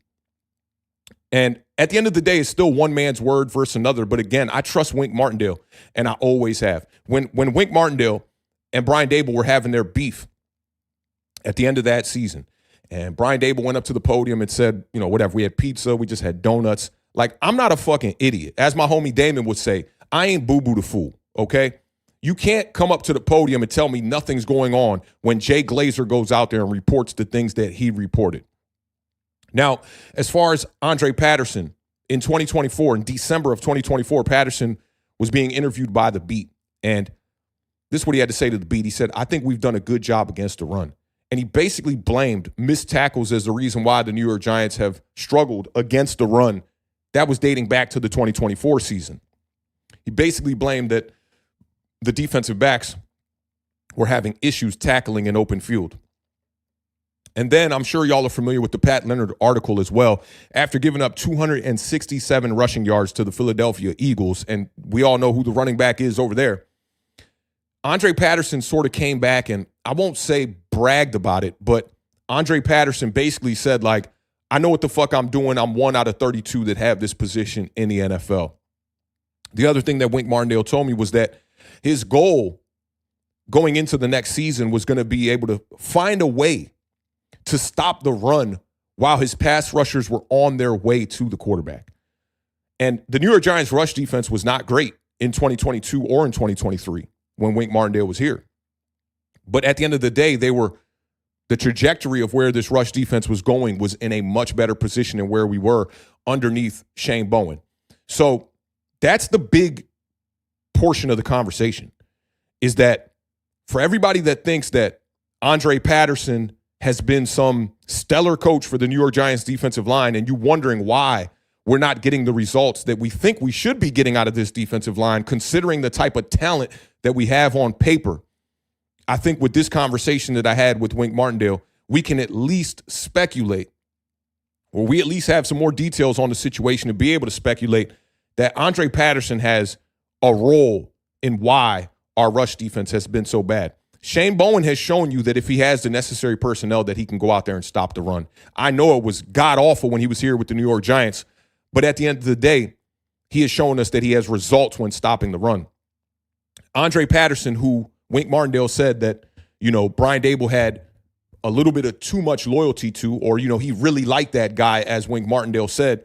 And then you pair that with some of the conversation that John Feliciano had on his podcast. This screams that Brian Dable had loyalty to guys that were not getting the results. That's what it says to me. Now, Wink Martindale told me a lot more in that conversation, but again, y'all, like, He's got a big game coming up this week. And I just don't want this to be like this big ass breaking news, or anything like that. So like I said, I got to tiptoe with what I say here. And I was advised on the situation, like, bro, watch out, just watch out. Watch what you say about that situation coming into this week with big games on Saturday. Bottom line here, Wink Martindale in 2022, and this is going to surprise y'all. 260 pressures on the year, which was second in the NFL. A pressure rate of 40.6%, which was also second in the NFL. So the pressure rate aligns with the total pressures. We talked about this last week, that the New York Giants are the only team that has 4 pass rushers in the top, I want to say it was top 20, that are over a certain threshold as far as pass rush attempts go. So the New York Giants have more pass rush attempts than any other team in the National Football League, which is why the total pressures look the way that they look. The Giants right now have 154 pressures through 12 games. It's 11th in the National Football League. A pressure rate of 32.6%, which is 23rd in the NFL. 23rd and 11th versus second and second. Those numbers don't add up. And this is the crazy part. Wink Martindale did not have Brian Burns. Wink Martindale did not have Abdul Carter. Wink Martindale did not have Darius Alexander, who had 2 sacks on Sunday. Great game from Darius Alexander. That was good to see. That was one of my guys. Wink Martindale did not have Chauncey Golston, who played in this game on Sunday as well. And Wink Martindale did not have Roy Robertson Harris. When you look at the personnel underneath Wink Martindale and you look at the personnel underneath Shane Bowen, it's damn near night and day. Like Kayvon Thibodeau was a double-digit sack guy in Wink Martindale's system. And you see what Kayvon is doing this season. I think he has 2.5 sacks on the year. So, again, like as I round out this conversation and we get ready to close out this stream before I tap in with the chat here, y'all know that when I come up here, I don't like to call for people's jobs, especially when it comes to the coaching staff and especially when it comes to the front office, because as far as players, the play on the field warrants our opinions off the field as fans to be able to say, I don't want to see that guy go out there and play for my team anymore. But when you get the privilege to have these kind of conversations that I had on Saturday, this is why I don't call for coaches. Because when the Wink Martindale shit was going down with Brian Dable, y'all tell me, from my perspective, it seemed like 90% of the fan base was against Wink Martindale, talking about Wink Martindale's a snitch. Wink Martindale is leaking stuff out of the New York Giants organization. Wink Martindale's defense wasn't even that good. I'm still hearing that today, literally before I went live on the stream.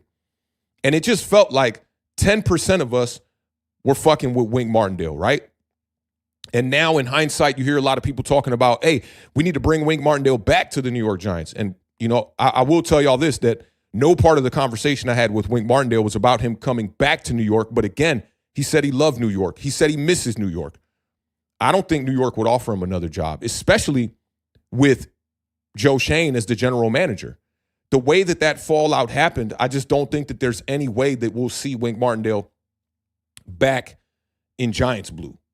And a lot of people are still saying stuff like, oh, well, that's why no one's offered Wink Martindale a job and all this shit. Wink Martindale is one of the better defensive minds alive right now. And I love that defense. I love the aggression of that defense. Yeah, we got burnt on third down a good bit, but I loved how aggressive Wink Martindale was. I loved how we were building the personnel around his style and his philosophy. When you look at guys like Xavier McKinney and Julian Love, and most importantly, Deonte Banks, who was drafted in the first round, all those guys fit the scheme. If Wink Martindale would have had the opportunity to be able to coach this particular personnel that we have on this team, it would have fit his philosophy even better with all of that speed that he has, or that he would have had with an Abdul Carter, with a Brian Burns, and still having a guy like Kayvon Thibodeau on this roster. Instead, we're forced to view this all in hindsight. The last thing I'll say before I tap in with the chat here is, when you see the beat report something, I can't tell y'all how to fan, but I encourage you guys to give these guys just the benefit of the doubt. When you hear beat reporters talking about a story, don't automatically assume that it's clickbait. Because with the conversation that I had with Wink Martindale and some of the details that I cannot express today, he gave me a bit of confidence in saying that these coaches are talking to the beat, bro.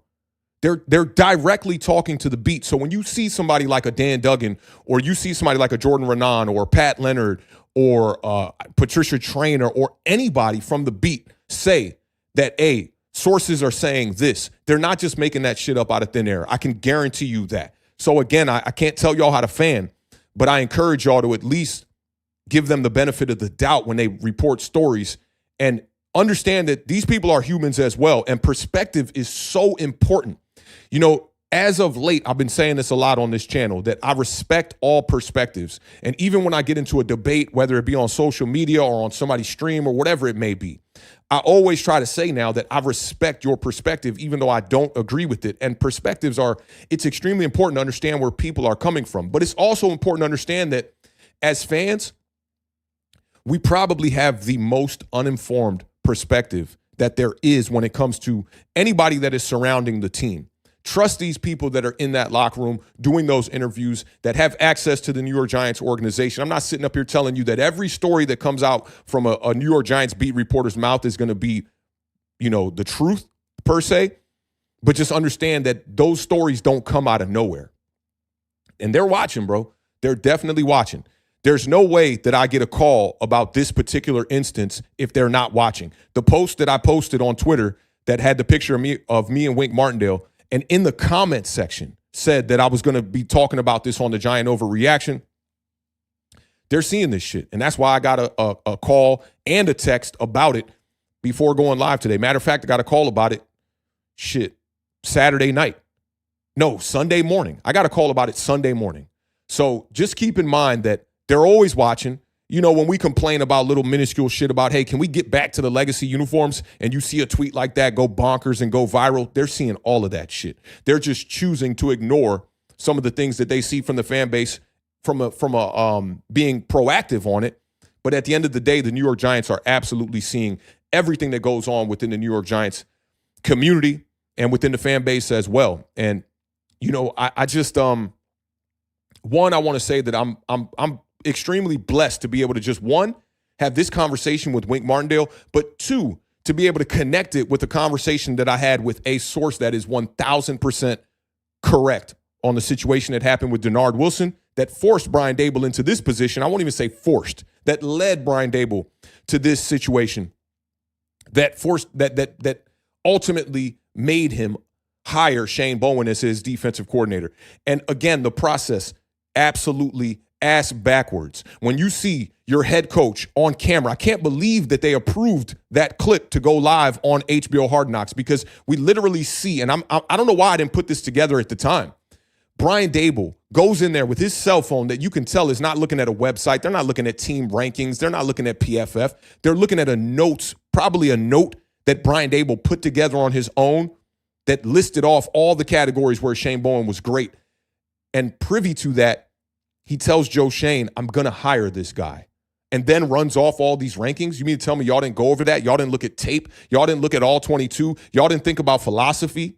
Y'all didn't think about how Shane Bowen was going to fit the personnel that we have in the New York Giants organization?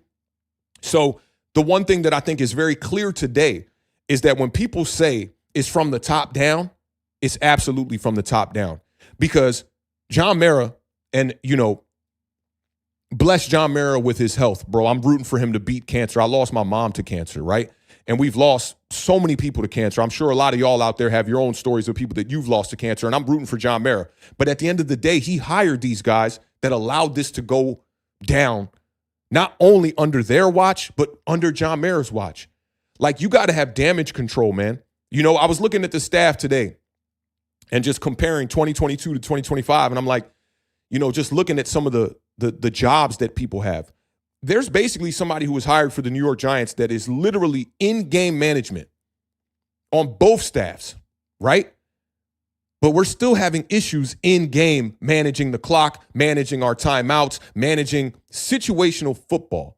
And these are the kind of things that lead to that. When this can happen underneath John Mara's watch, it goes to show you that he is not paying attention to the details. This shit aired on Hard Knocks. It literally aired on Hard Knocks. And a lot of us overlooked it. I'm always looking for these details, and I can't believe I overlooked this one. I even talked about some of the mannerisms that we saw on Hard Knocks. How I felt as if I could see right through Joe Shane sometimes when he was at the presser, just body language, grabbing the water, shit like that, and a lot of people clown that shit. They're like, oh, I know people are going to be looking at Joe Shane grabbing the water and all this stuff, but there are reasons why he goes up there and he's a bit nervous in front of the podium and those antsy type of things start to happen. That's why. It's because they're hiding shit. Obviously, they're hiding shit. And you saw Brian Daboll go up to the podium in his last press conference and basically say, like, Jackson Dart got hurt, so the fuck what? It's a tough game. And I think he knew he was on his way out. Those reports that came out about Brian Daboll being fired or should have been fired, or, they talked about him being fired after the Denver Broncos game. Shout out to Nikki, who I believe broke some of that story. Shout out to Art Stapleton, who I saw put out a tweet today about it, like, just wanting the credit for it and whatnot. Now, I respect that perspective as well about wanting credit for breaking stories and all that. I respect that. I want credit for the story that I broke about Denard Wilson. And shout out to the people who, when they reposted it or talked about it, gave me my props. But at the end of the day, none of that stuff matters. The information getting out, I think, is what matters the most.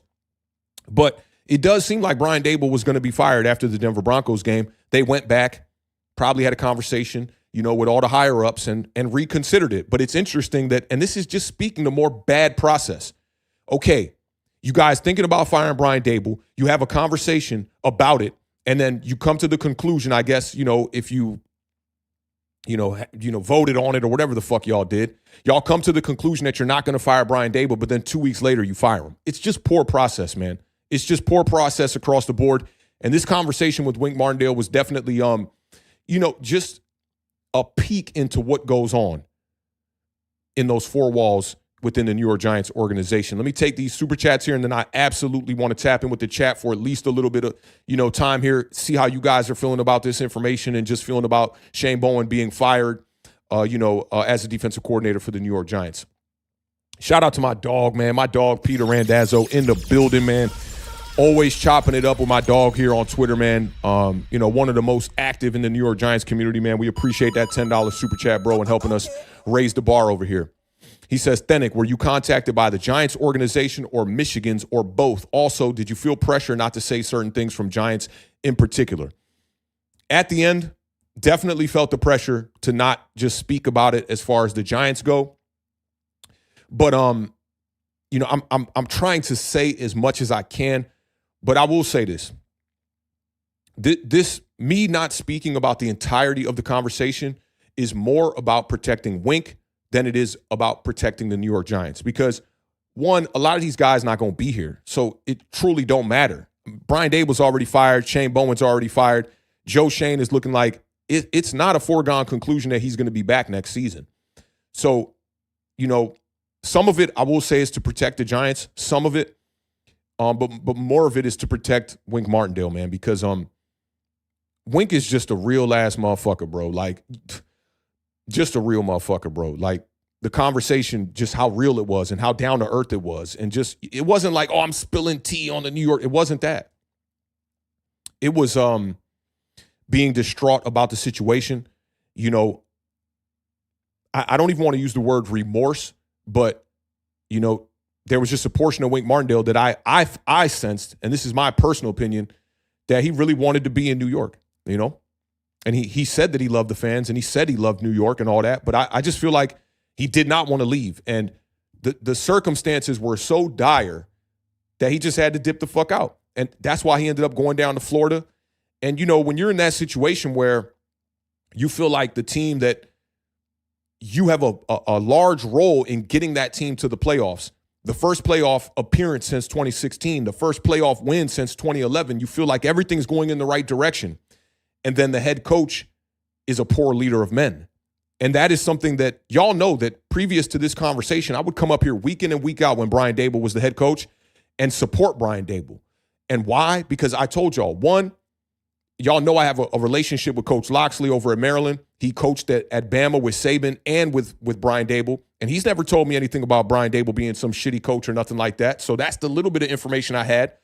And two, I just did not have this kind of information in the locker room or any information in the locker room to insinuate how Brian Daboll is operating as a head coach. It makes me think about Joe Shane talking about, yeah, man, we went, we had a plan to rebuild. It was clear as day they had a plan to rebuild with bringing in Tyrod Taylor as the first free agent, declining the fifth-year option on Daniel Jones, and then they went and won what some might say is too many games. And by doing so, Joe Shane came out and even said to the entire New York Giants fan base that, we might have viewed shit with rose-colored glasses. It seems like from the conversation I had with Wink Martindale about Brian Daboll that more of that had to do with Brian Daboll. I mean, Wink basically told me, like, Brian Daboll started feeling himself too much and his hand was just too involved in things that he was not involved in the first season. And because the Giants had that success and started winning some games, Brian Daboll felt as, I'm the head coach, I need to take over. And maybe a little bit, this is me speculating, that maybe a little bit of ego got in the way with the whole coach of the year shit, winning games. You can't forget that this is Brian Daboll being, a head coach for the first time in his entire career. So take it for what it is, take it for what it is. Shout out my dog Mateo one time coming in with the next $2 super chat. He said, based on your convo, did you get more clarity? Absolutely. Absolutely. The biggest clarity for me is the situation with Andre Patterson, because I'm telling you, the narrative that's going around New York Giants, the community, was that Andre Patterson was the reason why, and also being moved to his natural position of nose tackle were the two largest reasons why Dexter Lawrence had the ascension that he did. Because if you remember the first 2 years with Dexter Lawrence, he was not this player that was a game record that people were known to. Dexter Lawrence is basically the best nose tackle that the game has ever seen. And he didn't have that reputation until post-2022. So the clarity really came in that for me. Is it 100% clarity? Absolutely not. Because, again, it's still one man's opinion or one man's statements versus another man's statements. But listen, if there's one thing that I pride myself on, is judgment of character. And I tell everybody around me, like, I know when that's some bullshit. Me and my girl was just watching that the documentary on Netflix about the Perfect Neighbor. I don't know if y'all seen that, but it's basically about two neighbors, two ladies that got into a altercation. One of them, it ended up costing them their life, right? And there was a part in that documentary where I was like, the story's developing, and I'm like, oh no, that right there is absolutely going to come out to be some bullshit. It's pretty easy to kind of at least have a good idea when somebody's telling the truth and when somebody's not. And I'm not like detective level. Them detectives, they'll put you on a first 48 interview and they'll get your ass, right? Hey, you want to go smoke a cigarette? And then they, next thing you know, young dude is spilling beans. I don't got the detective what is it, the protocol that they go through to really find out how somebody's lying. But I've always prided myself on great intuition and great judgment of character. And honestly, that's why I be cutting off people, in an instant. If you show me in one moment that you have terrible character, I don't want to fuck with you. That's how I view that. So, yeah, based on the convo, Mateo, definitely some clarity, man. Shout out Mateo helping us raise the bar over here. And I should have, favorited some of these statements that were earlier on in the stream as I was going along, because I definitely saw some shit in the chat that I wanted to talk about. I'll try to scroll back and try to touch on some of the conversations that were being had in the chat as well. But Tone especially. Tone, you said a couple of things earlier in the chat. Please, man, reiterate those here in a second if I don't find a way to get to them, because I definitely want to address those, man. Shout out to my dog BT in the chat one time as well. And shout out to Mateo for helping us raise the bar one time. And big shout out to B-Rog, man, helping us raise the bar over here with this $20 super chat. B-Rog says, now that Brian Daboll is out, I wonder if Joe Shane is going to put his general manager big boy pants on and start making the choices that build a better Giants. Brian Daboll was arrogant and pushy, and I'm putting losses on him, not so much Joe Shane. Go Wink. It's interesting because there's a portion of this that we got to put on Joe Shane, right? And I described it a little bit earlier. When you look at the personnel disconnect from Shane Bowen on the defensive side of the ball with the players that Joe Shane is bringing in, you got to fault Joe Shane for that. The lack of depth at the inside linebacker position, the lack of depth at cornerback, the lack of depth at safety, the lack of depth on the interior portion of the defensive line even. I know we went out there and drafted Darius Alexander in the 3rd round and brought in Chauncey Golston, but it wasn't enough. You look at the offensive line, thank God they are not struggling right now, because if they were, we would be pointing the finger at lack of depth on the offensive line as well. So that part of it you got to put on Joe Shane. Brian Daboll is not blameless, in this situation at all either, because he's not the offensive coordinator. During his tenure here, he was not the offensive coordinator. He was the head coach of the New York Giants, and it's important to be able to iron out all the deficiencies on both sides of the ball, and he failed to do that. Offensively, I thought Brian Daboll was headed in the right direction. It's unfortunate, that the defense had those type of collapses that they did down the stretch, because if they didn't, maybe it's fortunate for us as fans, but for Brian Daboll and the livelihood of him as a head coach, definitely not a good circumstance for him, because ultimately it was the big reason why he was fired. But shout out my dog, man. I appreciate my dog, B-Rog, always helping us raise the bar over here on Authentic in the Beard, man. Been here with us, rocking out for a good chunk of this season, last season as well. And like I said, our biggest supporter over here, man. Salute to you, my dog. Shout out Miguel one time in the building with the $5 super chat. Miguel says, I'll be waiting for the full story once you're ready to tell us. Wink and Brasillo feels like the last true coaches we had. Kafka's been decent so far.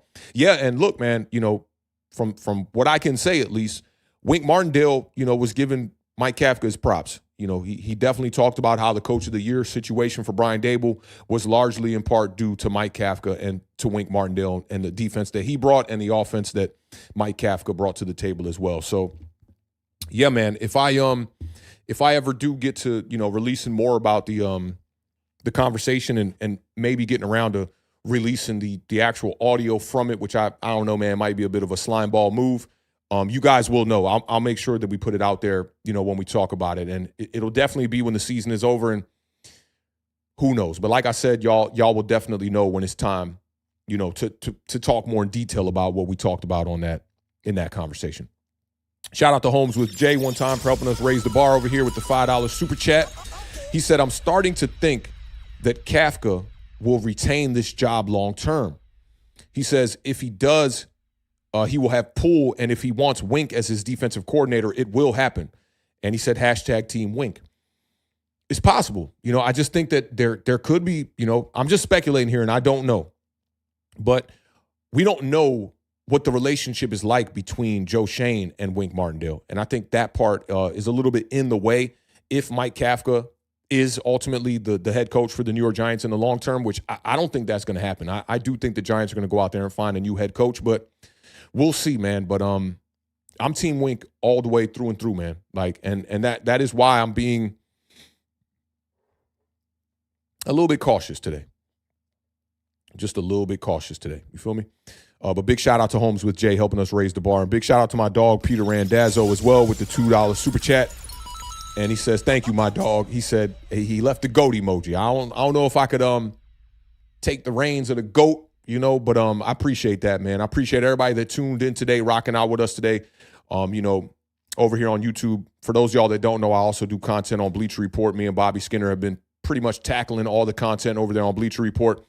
But a lot of the more raw content is over here on the YouTube side of things. And listen, if you digging the vibes over here, and it's your first time here and you want to, join this family, hit that subscribe button. We pride ourselves on bringing value to the New York Giants community. Every week doing the compilations for the quarterbacks, putting together compilations for other positions as well, and just trying to, do things differently than what myself and the Beard have been seeing going down within the Giants community and within the NFC East. So when I see people, that bring value to the table, guys like Bobby Skinner that, when it comes to the all-22 breakdowns and the offensive line stuff and just the current events surrounding the New York Giants, love what Bobby does. And I don't try to step on his toes. If I see he's got a box checked over there, that's another box over here at Authentic in the Beard that we don't got to worry about. When it comes to play-by-play, I feel like Bad Dog and Entertainer got that basically on lock, so I'm not going to mess around with that. When it comes to the shorts and the type of content that I think is, a little bit more the now and derivative of what we're seeing today on social media, guys like Kid Blue, guys like Big Dash Nose, they do a fantastic job as well. When it comes to just being raw, I think that's really, for me, the Illa and Tim from Online Big Blue. I think that we are probably the more raw of the guys that cover this team. And I love what a lot of these guys are doing and what they bring to the table for the New York Giants community. And again, when I see people doing things like that, I try to kind of stay away from that stuff. And each year, me and the Beard, we go back to the drawing table and we figure out, listen, what are we not doing that, we can come into this next season and bring to the table for the New York Giants and for the whole entire NFC East community? How can we raise the bar? That's why you constantly hear me saying that with the Super Chats over here. So, yeah, man, big shout out to all of y'all for being here today. And if you dig in the vibes, hit the subscribe button. And shit, if you don't want to hit the subscribe button and you want to just pop up and lurk every now and again, we're cool with that too, man. As my dog Chaz French always says, we definitely not in it for likes. We're in it for life. And, this is something that I see myself doing for a long time here, man. Definitely for a long time. So big salute to y'all for rocking out with us. And, we're cool with having this little small corner of the internet. As the channel gets larger and our presence gets larger in the Giants community, it makes the job more difficult. When you got, 200 plus people in the building, man, it's even hard to just keep up with the chat. And that there's a part of that I do miss from knowing all the names that are in my chat and knowing all the people and having relationships with them. But big salute to all of y'all for being here today and rocking out with us. Shout out to Dev Brico 24. That looks like a new name. Shout out to Dev one time in the building with the 1999 Super Chat. Appreciate that, fam. I appreciate you helping us raise the bar. He says, respect your authenticity. Pun intended. I appreciate that. He said, keep doing your thing. Assuming Joe Shane gets fired, do you believe Brandon Brown would be a good fit promotion-wise? And what coach do you think we need to hire? So I haven't gone on the deep dive for the head coach or for the defensive coordinator for the New York Giants thus far. Brandon Brown seems like he knows ball, man. And listen, when you go back and for any of those that might need a link to check out, Hard Knocks, again, if you want to go back and watch it, because I think that that's the only information that we really have on Brandon Brown and, his approach to being a general manager, or in this case with the New York Giants being a assistant general manager. But just look at the things that, he was giving pushback on, or the body language and the mannerisms were giving pushback on. One of the things that I had talked about in real time was that when Joe Shane went and he was speaking with Tim McDonald and he was speaking to Brandon Brown about the philosophy and the approach for the 2024 season, I believe that was when we were on Hard Knocks the offseason.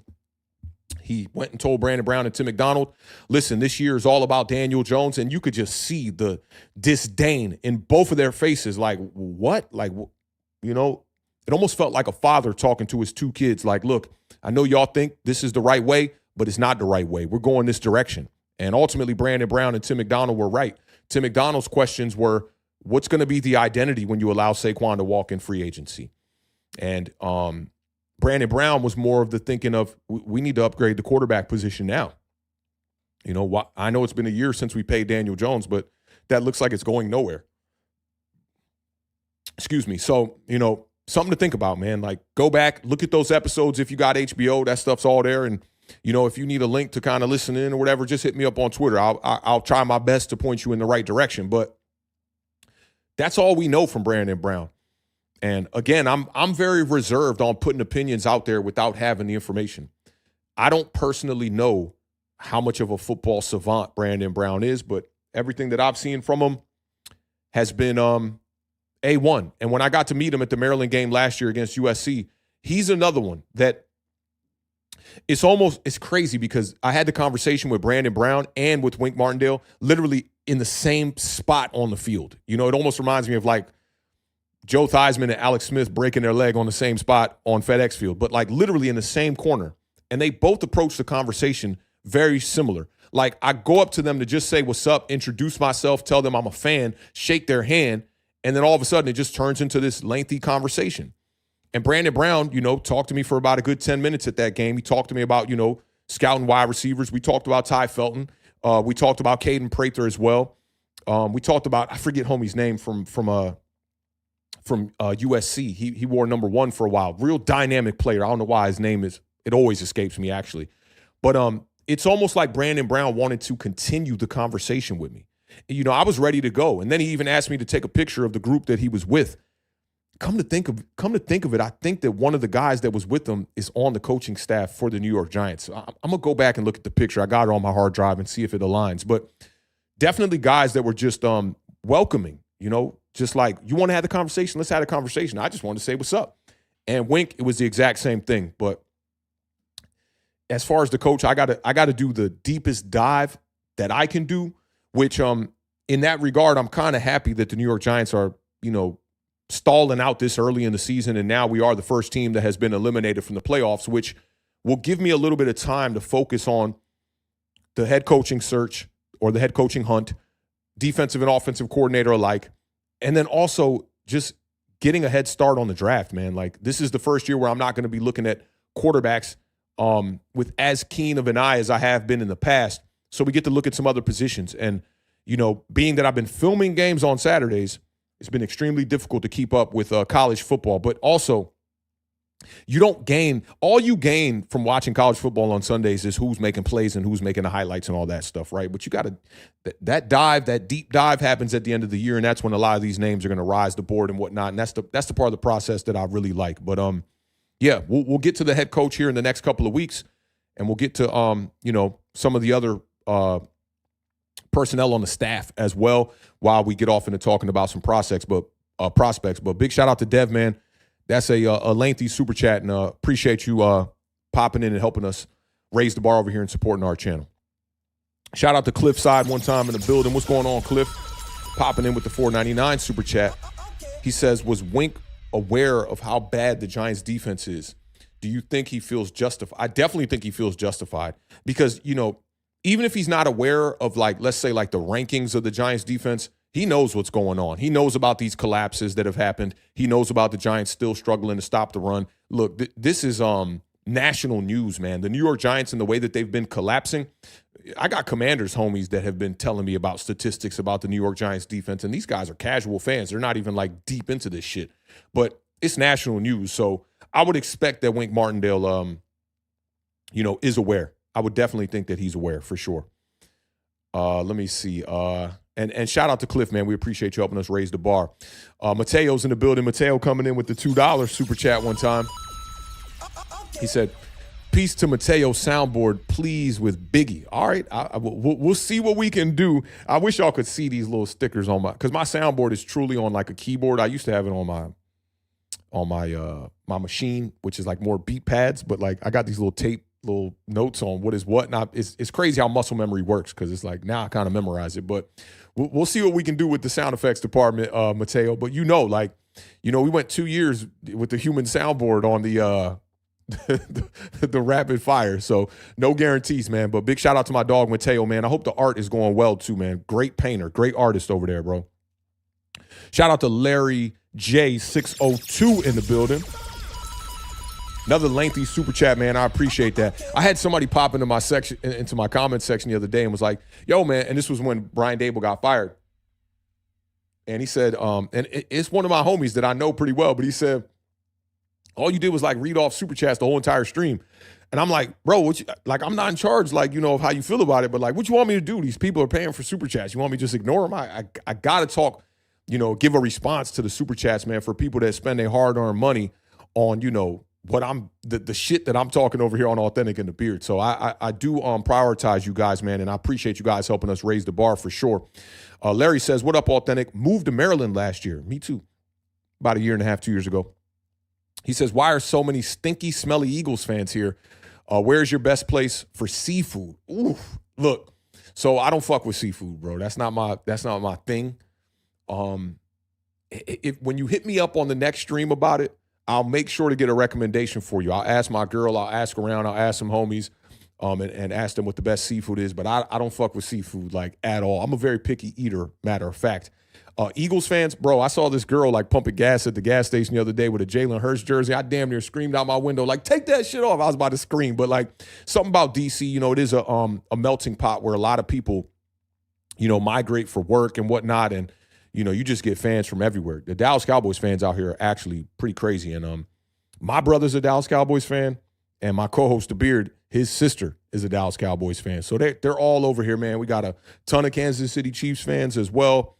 And, you're going to have those bandwagon riders, man, that, just switching from team to team to team. Whoever's winning, they're going to jump on that team. But as far as, Maryland, D.C., yeah, we got a lot of fans from everywhere. And there's definitely a lot of Philadelphia Eagles fans out here as well. make sure to remind me about that seafood, that spot on the next stream. When we get back next week, I'll make sure to have a recommendation for you. And if you on Twitter, hit me up. I'll make sure to just hit you on the DM on Twitter. But big shout out to Larry, man. Appreciate you helping us raise the bar over here as well. Cliffside is in the building again with another super chat. This one's for $1.99. He said, will you cover Hard Knocks NFC East? It starts on Tuesday. Yeah. Being that the Beard's a Commanders fan, I'm a Giants fan, we're absolutely going to be covering Hard Knocks. And we'll probably be doing like immediate recaps after every show and just chopping it up, seeing it's going to be a lot more laid back with the Beard up here. Y'all know, like, if I was doing it solo, I would probably approach it from more of like an analytical standpoint and breaking down key comments that are made. But we'll probably just have like a hangout type of session and just say our thoughts on it on each individual episode. It should be really fun. I'm looking forward to that. It's unfortunate the Giants are so bad this year, sitting at 2-10, and we're going to be on Hard Knocks again. That's definitely not a good look. But shout out to Cliff, man. Appreciate you helping us raise the bar over here. Shout out to Mark B, 8365 in the building one time, coming in with the $10 super chat. He said, good shit, Authentic. I appreciate your work ethic, passion, and the product you put out. Top tier, respect. Hey, respect to you. Salute to you for being here, man. You know, anybody that's been a part of this AATB journey, I got a lot of respect for y'all. Some of y'all been day ones, literally been here since 2019 when we were doing the pre-recorded shows that, man, took me fucking all overnight to do those edits. And I learned a lot during that season. You know, it's not about, you know, necessarily how much work or how much effort you're putting in to get the results that you might want on YouTube. You know, you got to be consistent. You got to, you know, be tapped into what's going on in real time. And literally the last 5 years, I've been living this New York Giants shit. And I wouldn't have it no other way, man. I love it.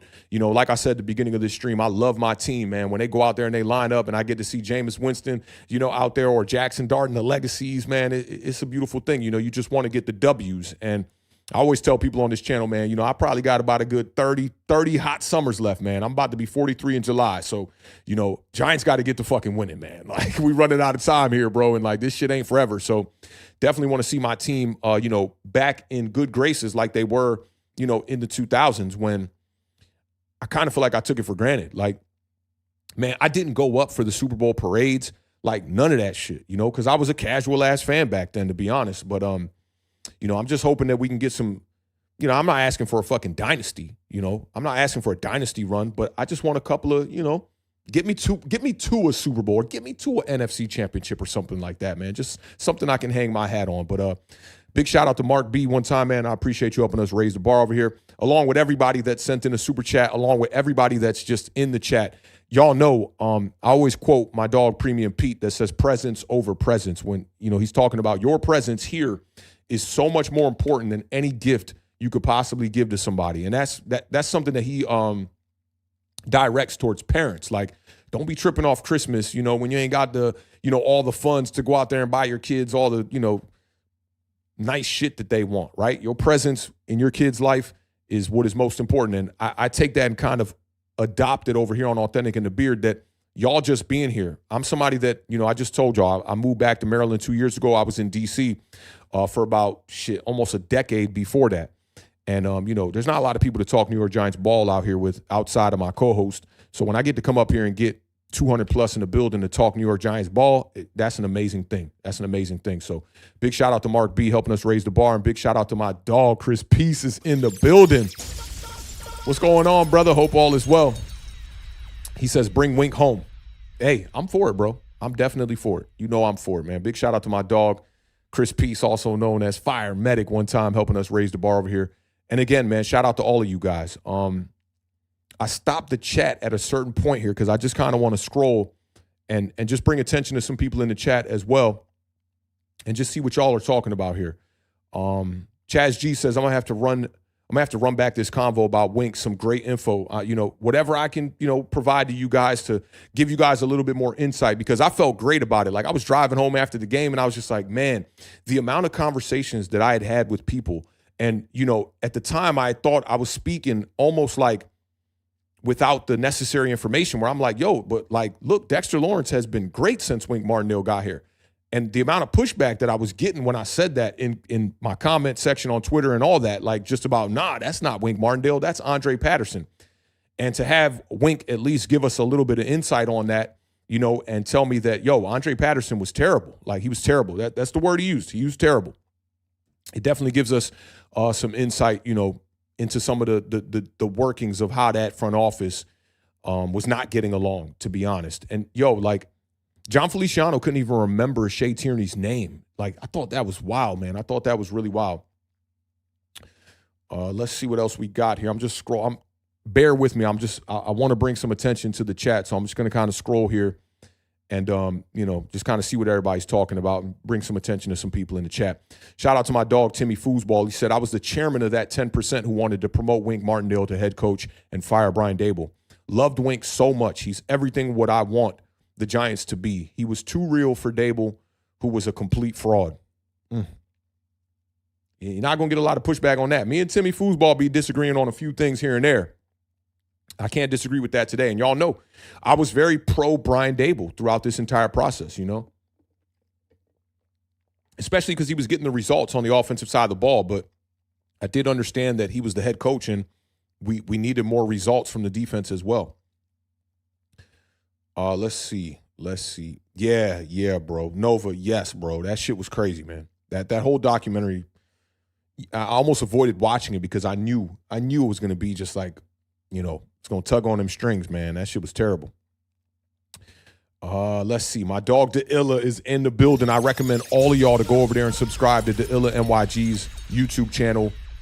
I always say this about him. You ain't going to get the bells and whistles and all that bullshit, but you're going to get some real New York Giants talk. Make sure y'all go support that dude telling me about Joe Shane and everybody in the New York Giants community from the day he got hired. The video that I recommend you go check out from the Illa is part 1 and part 2 of when Joe Shane got hired. And when you see that video, you're going to be like, wow, this guy has great intuition and just foresight. The Illa says, I always thought Tyrod was too good for the Giants or too good for what the New York Giants were trying to accomplish. I'm not saying he's great, but he's good enough to get you a win here and there. I would have turned to a less capable option. That's another great statement. I was excited about Tyrod. He's from around my way, you know, in the DMV here. So when I thought Tyrod Taylor was going to be the successor after we got rid of Daniel Jones, I was all for it. But, yeah, definitely feel you on that. All right, so here goes my dog right here. Shout out my dog, BT. Antonio's in the building. I'll never call him nothing else but BT. He BT till they dip my casket. This is my dog right here. BT said Dable firing his assistants first and forcing Wink to resign always rubbed me the wrong way. Until this day, I bring it up, and he says, over and over, our crew would dismiss it. All right, so you brought it up, Tone. So, yeah, he's right. Like, when we used to talk in the spaces, shit, daily, you know, a lot of people in our crew were definitely like, nah, like, you know, the Wink Martindale shit, ass, overblown and whatnot. And I think our crew, Tone, remained a bit neutral. Like, they didn't look at it, you know, going against Wink Martindale, and they didn't look at it as pro Wink Martindale. But when I look at the entirety of the fan base, like, bro, I lost relationships with people that I thought were pretty cool. Like, I really thought they were pretty cool. And then I look up and they got me blocked. I'm like, shit. And I'm the king of blocking motherfuckers. Like, yo, if you show me any inkling that you are a terrible person, I'm blocking your ass. You disrespect me, you call me out of name, any of that shit, I'm blocking your ass. But because I was privy to the information about Denard Wilson, when people were coming out and saying all kind of crazy shit about, one, who was going to be the next coordinator, or two, what Wink Martindale didn't bring to the table and all this shit, being that I had that information in my bag, I knew about that shit 2 weeks before I even reported it. I was kind of insinuating to certain people like, yo, you're wrong. I know you're wrong about this situation with hiring the next defensive coordinator. And in return, that shit got me blocked, bro. I was like, damn. And I really thought I had some good relationships with some of these people. But, like, you know, there's like a narrative about me that, like, if you disagree with me, I'm going to block you. But that's not the case. It's like, if I see you talking shit about me, or you call me out of name, or if there's no point in us having conversations anymore because you just don't fuck with me, I might block you. But I'm not going to block somebody off just disagreements. That's not how I view it. And I love the feature that Twitter has implemented. Shout out to Elon Musk in this regard, that if you block somebody, at least they could still see what you post. It's like, yo, I just don't have time for some of these conversations, you know? And some people just, in my opinion, operate with very immature minds. And I can't spend too much time on that shit. So for me, it's like, it's easy for me. I got like maybe like 600 motherfuckers blocked. But, you know, I'm with you on this, Tone. Like, the Wink shit was going down, and we knew what was good, right?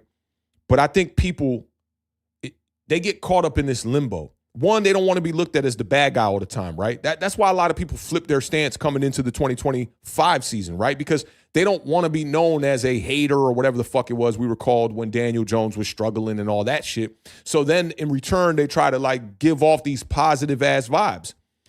But I don't even think they believe it, to be honest. You know, and it's unfortunate that like Wink Martindale and Brian Dable just couldn't patch it up. And the whole entire time, I said this, as Brian Dable as the head coach for the New York Giants, even if you don't fuck with Wink Martindale and you every day you come into the organization or into the facilities and you just like, I can't stand that motherfucker. If he is an asset to your livelihood and your business as the head coach, you need to find a way to be able to patch up that relationship and make it work. Just imagine being Wink Martindale and you are in a beef with Brian Dable, obviously. Likely went out there and reported all that shit to Jay Glazer. And then you see Brian Dable go up to the podium after this shit is, smoke is, I mean, 10 stories high. The smoke is, you could see it from miles away. And Brian Dable gonna go up to the podium and say, me and Wink? No, we ain't got no problem at all. Shit, in fact, we just had donuts. I'm sure Wink Martindale's looking at him like, man, you fake ass motherfucker. So, yeah, Tone, I'm right there with you, bro. I'm right there. And Tone also said the Brian Dable pulling up the stats of Bowen on Hard Knocks. I could have sworn it was Dable joking for the cameras, because if that segment was actually truthful, then his and Joe Shane's process is broken. You know it was real. There's no way they're going to stage that. That's a detriment to all of them. Like, it just proves the process is trash. The crazy part about it, Tone, is like, and I said this earlier, like, how did we not notice that? Like, we noticed Brian Dable wheeling off the statistics, right? Which is goofy in its own right. But we did not notice that he walked into the room and said, I'm going to hire Shane Bowen. I'm going to offer it to him. And then went off and reeled off the statistics for the first time. If they fake that for the camera, they're fucking idiots. They're idiots, bro. And it's crazy. And there's, in my opinion, with all the information that we're privy to now, there's no doubt about it, the process is broken. And I've been rooting for Joe Shane, man. I've been rooting for him to learn on the job after really fucking up some drafts early on in his tenure with the Giants. I've been rooting for him. You know, learn from those mistakes, get better. Hopefully that on the job you figure it all out and you understand after the 2023 season that depth is extremely important when it costs you your quarterback against the Miami Dolphins and then ultimately costs you your quarterback against the Las Vegas Raiders. I've been rooting for him, but the results just ain't there. And you know, if the results ain't there, then I got to be able to look at the process and go, okay, well, at least the process is there, because I'm a fan that the results are the bottom line, right? But at the end of the day, I respect the process too much to only focus on results. And I think when you're evaluating somebody, when you take away the results, that's what makes it so fucking difficult, right? When you see somebody in a bad circumstance, and a lot of us did this with Daniel Jones when he was here, right? We're like, oh, but he doesn't have receivers. The O-line is fucked up. The running back is always hurt. And everybody in our fan base always said it's so difficult to, like, you know, evaluate Daniel Jones. And for me, I'm like, look, we've seen him now this many years in this system. I think we know who he is. And it kind of got me into trouble in the beginning of the season. A lot of people you know, running with a tweet that I had put out there, or actually was my dog Dante from East Coast Gridiron put it out there, where it's me in the beginning of the season saying that Daniel Jones is a capable quarterback, that if he has the necessary tools around him, he can win games. And that rubbed people the wrong way because they thought I was a Daniel Jones hater, and they thought that the clip was post Daniel Jones going on this run with the Indianapolis Colts. But I said that at the beginning of the season because I'll never forget the conversation I had with Lawrence Tynes, where I said Daniel Jones is a tick above average quarterback because he has the dual threat capability. But the biggest issue with Jones was the consistency. And now it's proven to us that if you put him in an environment that has the necessary surroundings that can support the quarterback, that Daniel Jones can play at least some consistent football and go out there and win you some games. Is he going to be a quarterback that's going to win you a Super Bowl? That's yet to be determined yet. And I personally wouldn't bet my money on it, on Daniel Jones going out there and winning the Super Bowl. So it's tough, man. It's tough. And Tree says DJ isn't a bad quarterback. I said that always. He just needed an O-line and a run game. And to me, that's to be a serviceable quarterback in the National Football League. You know, you got all these people talking about, and obviously it's died down since, right? But you had all these people talking about Daniel Jones being an MVP candidate, and I just couldn't see it. I really just couldn't see it. I'm like, okay, he's playing good football, don't get me wrong. But at the end of the day, I watched Carson Wentz go to that exact same organization with very similar surroundings, and he put up 27 touchdowns and 7 interceptions. Right now, I think Daniel Jones is at 16 or 17 touchdowns and 7 interceptions. Why were we ignoring Matthew Stafford? You know they just announced that Matthew Stafford is the front runner as far as Vegas odds to win the MVP. I've been talking about that shit for 6 weeks. You had Giants fans saying, you know, oh, we dodged a fucking bullet by not bringing in Matthew Stafford. That motherfucker's got 30 touchdowns, 2 interceptions on the year? Yesterday was one of the best performances I've seen from a quarterback all season. I'm not going to say one of. Yesterday's Matthew Stafford performance was the best performance of the year by any quarterback. He was fucking lights out. And I know people are looking at the age and they're trying to, you know, project the future and all that shit. And, oh, we wouldn't have been able to have Jackson Dart or whatever the fuck. But when you get a quarterback that is Hall of Fame worthy like that, I used to have these same conversations when Matthew Stafford was in Detroit with my homies back when I was a fucking casual. And they were telling me, yo, Matthew Stafford is not good. I'm like, y'all are fucking crazy if you think Matthew Stafford is not a good quarterback. Being able to evaluate a quarterback in poor circumstances, I don't even want to call it a gift, but I just think that a lot of people don't have that. They think if the results aren't there, this can't be a good quarterback, you know? And it's just unfortunate. It's really unfortunate. Let me see. C-Rob H9Y says Joe Shane has to go because he can't put together a complete team. And I do agree with that. And again, I don't call for the jobs because we just don't know what's going on behind closed doors. We don't know what kind of influence from the owners and from whoever else is over there at 1925 that might be molding what Joe Shane is doing. And I'm not saying that this is fact or anything like that. I'm just saying I don't know. So it's hard to call for the jobs. Sean Marash, I was in a conversation with him maybe like last year, and he was telling me, and like I said, I'm a good judgment of character. When Sean Marash was talking about something last week, people were like, oh, man, is this guy a liar? Because I retweeted it, and they asking me, Authentic, is this guy a liar? And I'm like, he doesn't strike me to be a liar. Seems like a guy that, you know, is going to tell it like it is. You know, might tell you his opinion that might be a little inflated on shit, but tells it how it is.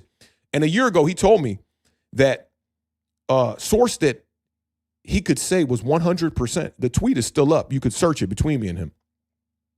Told him that the contract for Daniel Jones was not on Joe Shane, that it was a John Merritt thing. And we can speculate that that was a thing, right? That shit came down all the way down to the franchise tag deadline within minutes. Compile that with what Saquon Barkley was talking about on his documentary about it when he literally texted Daniel Jones, or they were in a text thread together, and Daniel hit him up and said, yeah, they just signed me to the contract. Just put it together, man. It's pretty easy. But that's not to say that Joe Shane is blameless, but I just don't call for the jobs. End of the day, he has not done a good job. Simeon says the running back sets the tone for the Colts, not Daniel Jones. Yeah, but I'll give Daniel Jones his props. He makes Jonathan Taylor better because he has that dual threat capability to be able to run the ball himself. As a defensive coordinator, you got a scheme for both of them. And Jones has been throwing the ball better this year. You know, I talked about this like 2 weeks ago. In the game against, what was the game where he threw like 2 interceptions late and he had the fumble? 2 weeks ago, I forget what the game was. But I clipped up a couple of the throws because I was like, damn, Jones wasn't making them tight window type of throws like that when he was here in New York. So I think he's getting better, as he should. Jameis Winston is a better quarterback today than he was 3 years ago, right? And same thing goes for Daniel Jones. How much better? Very subjective. No Met says the bar was always low for DJ. I do agree with you on that. Tree says we literally had the worst offensive line in the league for DJ. He had Neal at right tackle. That's true, but listen, I promise you, Evan Neal's career would have gone completely different if Jackson Dart was the quarterback for the New York Giants during the Daniel Jones tenure. Look, if you don't believe me, go back and look at the 2019 season. Look at the back half of the 2018 season with Eli Manning for the last 8 games, and then look at the first 8 games with Eli Manning playing 2 of them, and then with Daniel Jones taking over. And just look at how significantly the New York Giants offensive line regressed. There are a couple of things I think people aren't paying attention to as to why. Daniel Jones' drop back was a lot deeper than Eli Manning's. Eli Manning, way better, even at the end of his career, at stepping up in the pocket and making a fucking decision.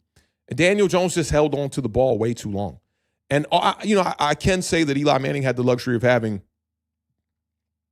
Saquon Barkley in the backfield, along with Odell Beckham on the outside in 2018 as well. But they were just 2 totally different quarterbacks. Like, you look at, I believe it was, I'm pretty sure it was Nate Solder who was at left tackle at the beginning of the year for Daniel Jones as well, and for Eli. And the regression, like the back 8 games in 2018, you saw that offensive line turning towards the better. We had signed, the fuck was his name? Patrick Omema or something like that.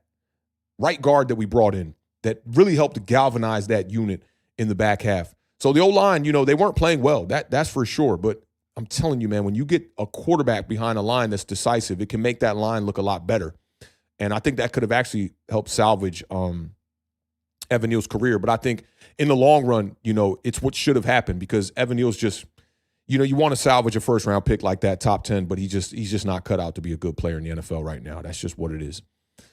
Let me see. H-Town is in the building, says season is a wash. Hope they stay healthy and keep the top pick and get a king's ransom. I'd be okay with that. I'd be okay with that. Getting a top 3 pick would be cool because it would give us that option, because we don't need a quarterback. And if there's a quarterback needy team behind us, then we could trade back and, re-up on some of the picks that we lost, because the Giants don't have a 2nd-round pick. Maybe it's a 3rd-round pick this year. I know they're missing one of them. So the more draft picks, the better. And if we can still get the positions that we need, get those boxes checked for the Giants, then we'll be good to go. My dog BT said, bro, I didn't even think Stafford was this good. Yeah, I mean, he's fucking incredible, man. I always like to look at the reps, Tone. When you look at the reps, Matthew Stafford's one of the best quarterbacks in the league, man. You look at the footwork, you look at the release, you look at the time of the release, you look at the arm talent. There aren't many quarterbacks in the league that have elite arm talent, right? I put Matthew Stafford in that category. I put Patrick Mahomes in that category.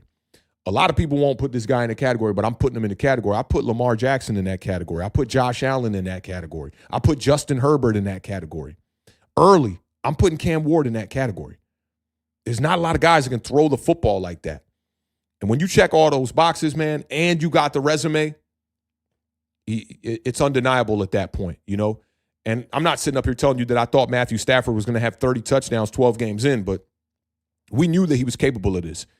And I just remember so many people giving pushback to the idea of bringing in Matthew Stafford.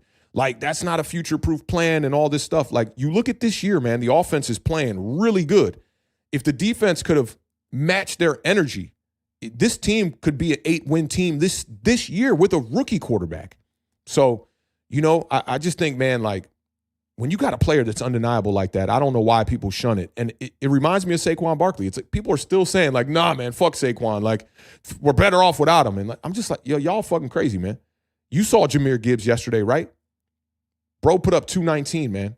And there are still people that will still say that, oh, you don't draft a running back in the top 10 in the first round. You don't even draft a running back in the first round. We lost that fucking game yesterday because of a first-round running back. Quota says we literally have the same offensive line DJ had last year. Verbatim, bro. Verbatim. And look at the results that we're getting. Nobody talking about that, though, Quota. Ain't that kind of funny? Nobody's talking about that today. Genesis says Matt Stafford been good. He just wasn't winning in Detroit. Yup. That was the biggest issue, man.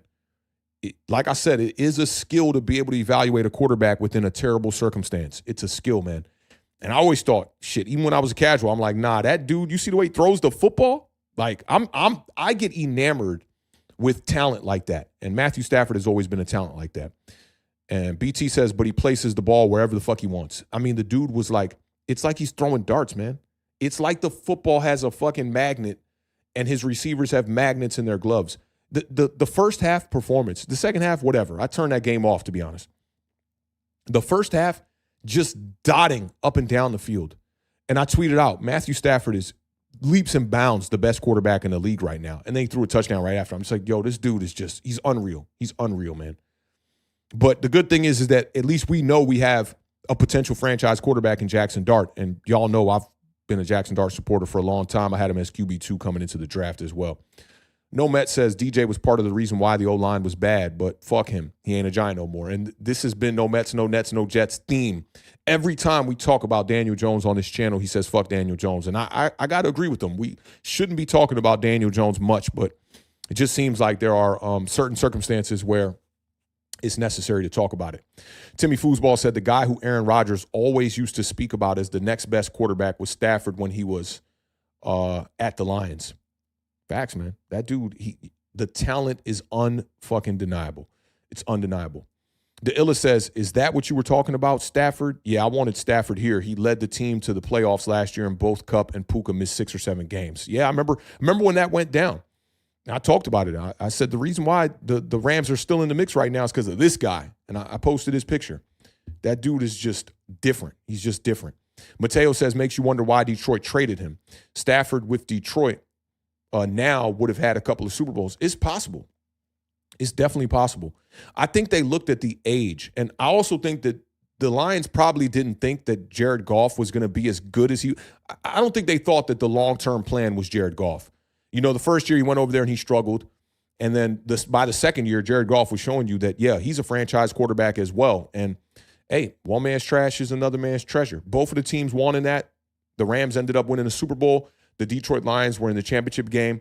You know, hopefully they can get to a Super Bowl at some point or another with Jared Goff, but the results have been there for them. They just need to get over the hump, similar to the Buffalo Bills as well.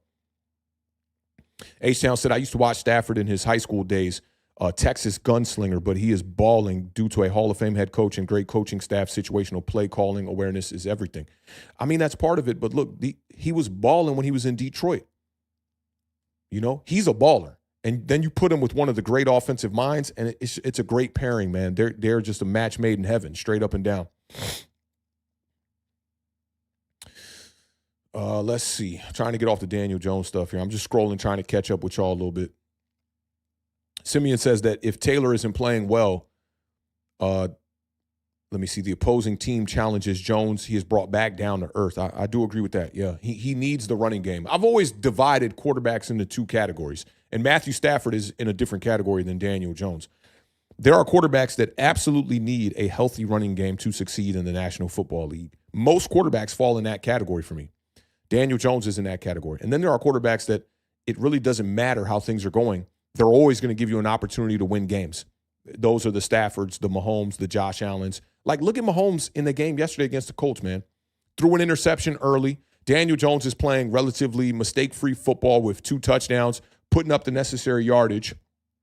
And ultimately, Patrick Mahomes finds a way to win that game down the stretch in overtime. You know, those kind of quarterbacks. You know, I hope we got one. I think we do have one in Jackson Dart. And, you know, I'm just crossing my fingers that I'm correct on it. Let me see. Timmy Foosball says, if there's one thing I give Kafka a lot of credit for, he doesn't abandon the run. That's a fact right there. He says we can't ask for it for years and then complain when someone actually does it. Yeah, I agree with you, bro. I definitely agree with you. Simeon said if Taylor isn't playing well, oh, yeah, he corrected it. We got that one. Yep. Tree says, no way Neal has bad feet and Dable runs wide pass sets. It was always a bad draft pick. He doesn't fit Dable's offense. I do agree with you on that. But listen, a decisive quarterback is going to help out any offensive lineman. Think about the way that you remember Evan Neal getting beat the most. It was normally outside. There were times inside for sure. I remember one time he got beat inside, tried to stick his leg out, tried to trip the pass rusher. But he mostly got beat outside. Look at Jackson Dart's pocket awareness and pocket manipulation and what he does. So many times you're seeing a defensive end beat our tackle to the outside. Jackson Dart steps up and does the rest.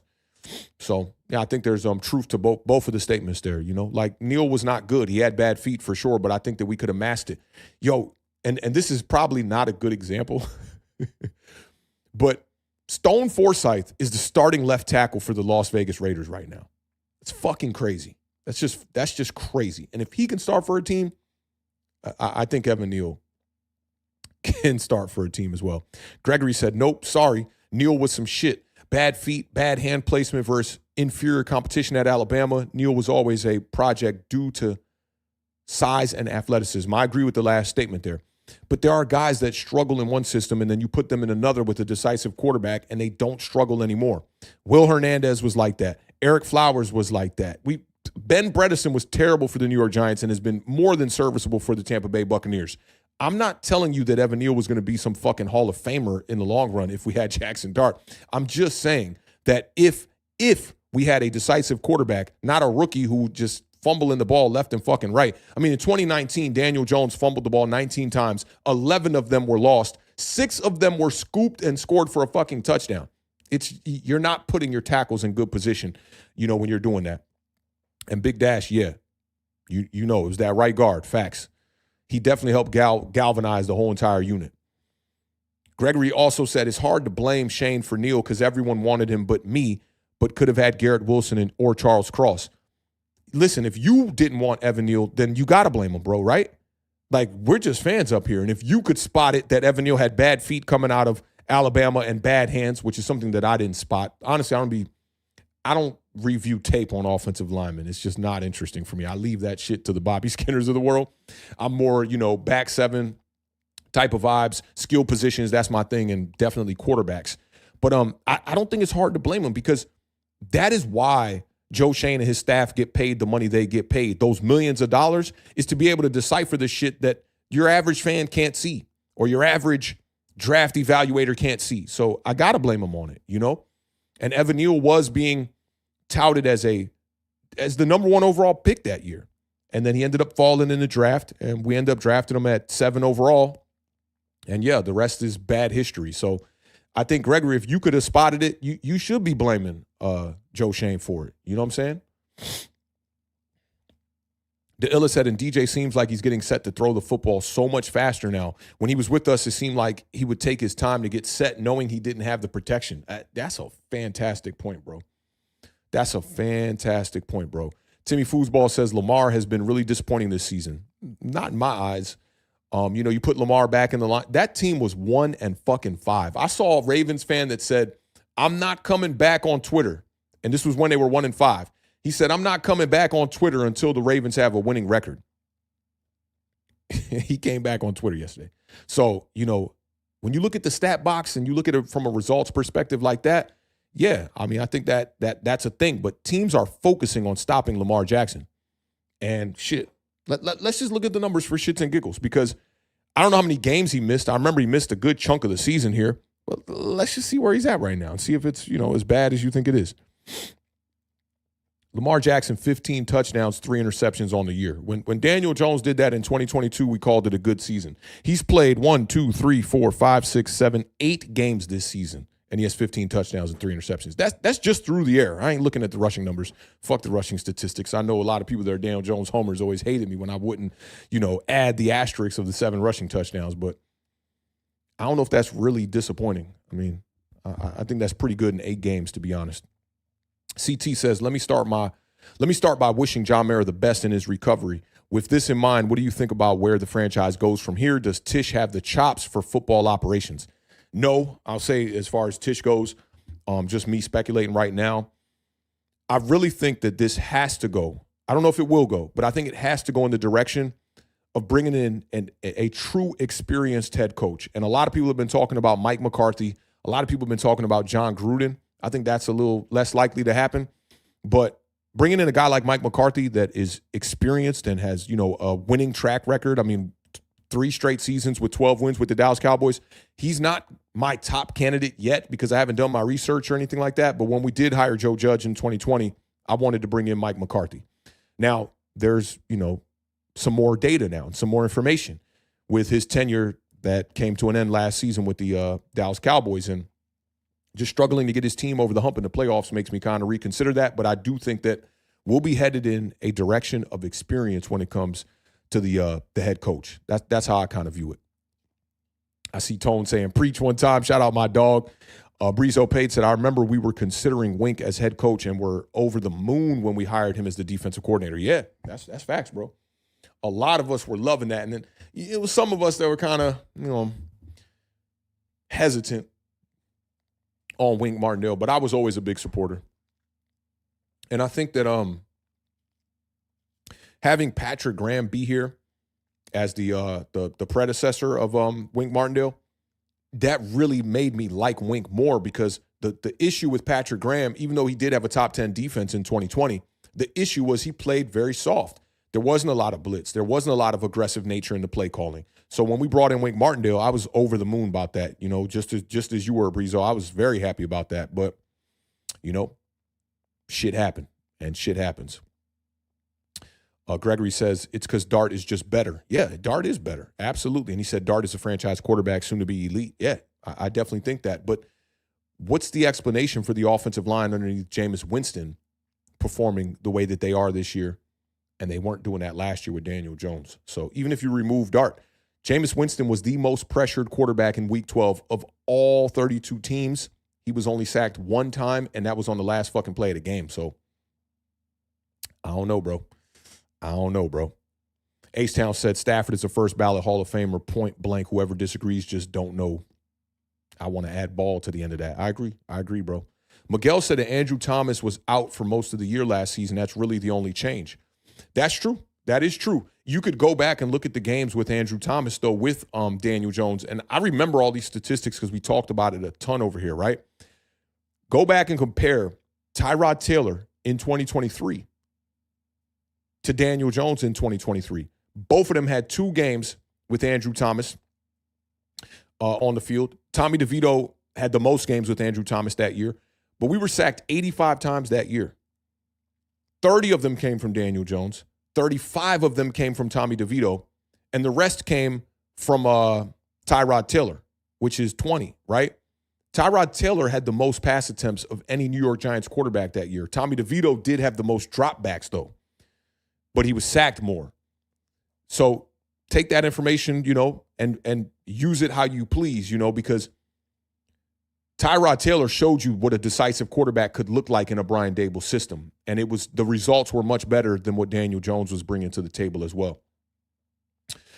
Tree says, Dart's a rookie, give him a few years. We know if he's actually good. We all thought DJ was good year one. Yeah, we thought DJ was good enough year one. I agree. I'll agree with you on that. There were some people that were kind of like, bro, the one thing about Daniel Jones that never aligned for me was he never looked like, just didn't look like a fucking elite quarterback in this league. But the results were there his rookie year, I would say, outside of the fumbles, the preseason, the results were there. He also says, look at Washington. Daniels is not as good as people thought. I disagree with you on that, too. I don't think it's that Jaden Daniels is not good as people thought last season. I don't think that's it. I think he's just dealing with injuries this year. Jaden Daniels wasn't, if you look back at last year's general consensus around Jaden Daniels and Caleb Williams, it was polar opposite. People were looking at Caleb Williams like he was a bust, and people were looking at Jaden Daniels like he was the next elite quarterback. But then when you look at the numbers, they were eerily similar. Touchdown to interceptions, both those guys put up basically the same numbers. They both got sacked a ton. Caleb Williams led the NFL in sacks last year, but Jaden Daniels was up there with like 56, I believe was, or 52. I could be wrong on that, but I know it was in the 50s. I still think Jaden Daniels is a fucking straight-up monster at the quarterback position. He's just dealing with the injuries this year. And not only is he dealing with the injuries this year, that entire team is dealing with the injuries this year. No Terry McLaurin. They've been without Noah Brown all year on the offensive side of the ball. Deebo Samuel banged up, dealing with injuries as well. The running game, that's the number one thing. They thought that they could live without Brian Robinson in the running back by committee situation. And they may have been able to deal with that if they didn't lose Austin Eckler, but he ended up getting injured as well. So now you got a 7th-round running back taking running back 1 snaps over there in Ja'Cory Krosky-Merritt, who I'm a big fan of. I was a big fan of him coming out of Arizona as well. Even though he didn't play all of 2024, he was still a very capable running back. We saw him in the Senior Bowl, I believe. What was that, the Shrine Bowl? Might have been the Shrine Bowl that we saw him in, and he definitely performed at a high level. They don't have the same dogs. They improved the offensive line, bringing in Lermy Tunsil and, drafting What was my dog out of Oregon? Can't remember his name. Somebody in chat will let me know. I can't remember his name off the top right now. But yeah, upgrade the offensive line, but the weapons just not there for him, and just dealing with the injuries all year long, a nagging hamstring injury, and then, the dislocated elbow. So Jane Daniels didn't look much different to me from a reps perspective. And again, I just think people get a little bit too caught up in the results when judging these quarterbacks. And I'm not saying this about Trees, obviously, but I think this is the same kind of trouble that got people into that whole, like, Daniel Jones is a fucking MVP conversation, because they're just looking at the results and not necessarily checking out the reps. And again, I'm not saying that about Trees here. DeIlla says that touchdown that Stafford threw to Adams in the corner was the very definition of a perfect throw. I think you're talking about the short fade, the first one where they were in the red zone. I mean, just a perfect throw. I was a little bit upset because I got Kyron Williams on my fantasy football team, and I had Wandale Robinson on the bench in another league. So I was really looking to make up for that. And they went first down to Devontae Adams for the touchdown. So, yeah, it was tough, but beautiful, perfect throw. Perfect throw. Both of them. Both of the touchdowns, bro. Let me see. Tree says, well, Andrew Thomas is a big difference maker. Look at O-line this year with and without Andrew Thomas. I'd have to go back and look at the games. But, I mean, a lot of those games, two of those it was three of those games without. And that was with Russell Wilson at the quarterback position, which we didn't have the decisiveness we needed at that position at that particular time. But I'll go back and look at it. Again, I look at a lot of tape, bro, and there's no way that I'll jump off of this stance that decisiveness at the quarterback position is why that offensive line looks better than it did last year. DeIlla said the touch on the ball, perfection. Yeah, man. Yeah. BT said it's giving Randy Moss and Tom Brady vibes now. Agree, man. Agree. Totally agree. H-Town said doesn't matter who you have on the roster if Giants continue to have incompetent coaching. Judge, Dable, McAdoo, Pat Shurmur, the black cloud continues to hover over this organization. And that black cloud has to do with the people that are at the top of the organization. That's the biggest problem with it, Shout out to B-Rog with the super chat here one time, man. $5 super chat coming in. And I'll take a look at the other one, see if any more came in here too. He says, does Winston deserve another start even if Dart is healthy? Nah, you got to get your rookie quarterback all the reps you can possibly get him. Unless you planning on protecting the rookie quarterback, then that's probably what you would lean towards, maybe add another week to it, another buffer week. But if Dart is healthy, I'd like to start him, to be honest. Deedon bringing up facts right here. He says Stafford was having severe back issues up to the first game of the season. Unbelievable how his season has turned out. Yeah, totally, bro. And I think that was another thing that when the news came out about Stafford's back, a lot of Giants fans were like, yeah, man, thank God we didn't go that route. And I'll never forget it. Like me and D-Kit on Twitter, we were basically the only ones that I can remember that were like super pro Matt Stafford. Like, I'm not turning down Matt Stafford. I can't do that. I'm a New York Giants fan. We have been terrible. I'm not turning that down. If they wanted to trade the picks for him, I was all for it. Go ahead and do it. We had lost the first pick at the time. So, yeah, for me, it was like bringing in a Hall of Famer. Why the fuck not? Like, I understand that we had Jameis Winston on the roster, and then they ultimately went and got Russell Wilson. But the Russell Wilson move, clearly in hindsight, is a mistake. Dale said, Detroit may have looked at Stafford like if you can't win it all with Megatron, it might not be in the cards for you. Yeah, but just the way that they neglected everything else, like the defense and running backs and just everything, man. They were like single-handedly doing that. We can't say single-handedly, but those two players were a large part responsible for it. Tone says, Hurts absolutely needs to run to succeed. I don't know, man. I think if he doesn't have the running game, I think he needs to run. And this year, Saquon has just not been getting the yards necessary. And dealing with the injury to the knee, I think that has a lot to do with it as well. But I don't know, man. When Hurts has the running game, I think Hurts can succeed as a passer in this league as well. And BT said John Gruden wouldn't mind seeing him, but he's not a great mind. I don't know. I like John Gruden. I think he's a good football mind for sure. You think back to Darren Waller's career, John Gruden got the best out of him. We ain't seen a 1,000-yard season outside of the Raiders for Darren Waller. And I think a lot of that had to do with John Gruden. John Gruden been around the game for a long time, but again, I'm not in the building, so I don't really truly know. And Gregory said, agreed, Dart doesn't need much to score and be efficient, just the defense can't blow leads. Yeah, I'm with you on that, bro. Absolutely. Tone says, Kafka in the run game is doing his thing. He is. Yeah, you got to give him his props on that. Got to give him his props on that. Just scrolling down. I mean, the chat moving so fucking fast today. I'm so far back. Let me see. H-Town said the reason Jones is playing well because the play calling awareness, they choose to run max protection early and often run heavy and play action to allow Jones to make throws to wide receivers who are open and the offensive line play. Yeah, that is all part of it. Absolutely. And to add to it, I would say the strength of the schedule. It's super fucking easy. It's super easy. Let's see, and I see two of them from B-Rog and from No Mets that look pretty interesting. B-Rog said he's still a rookie.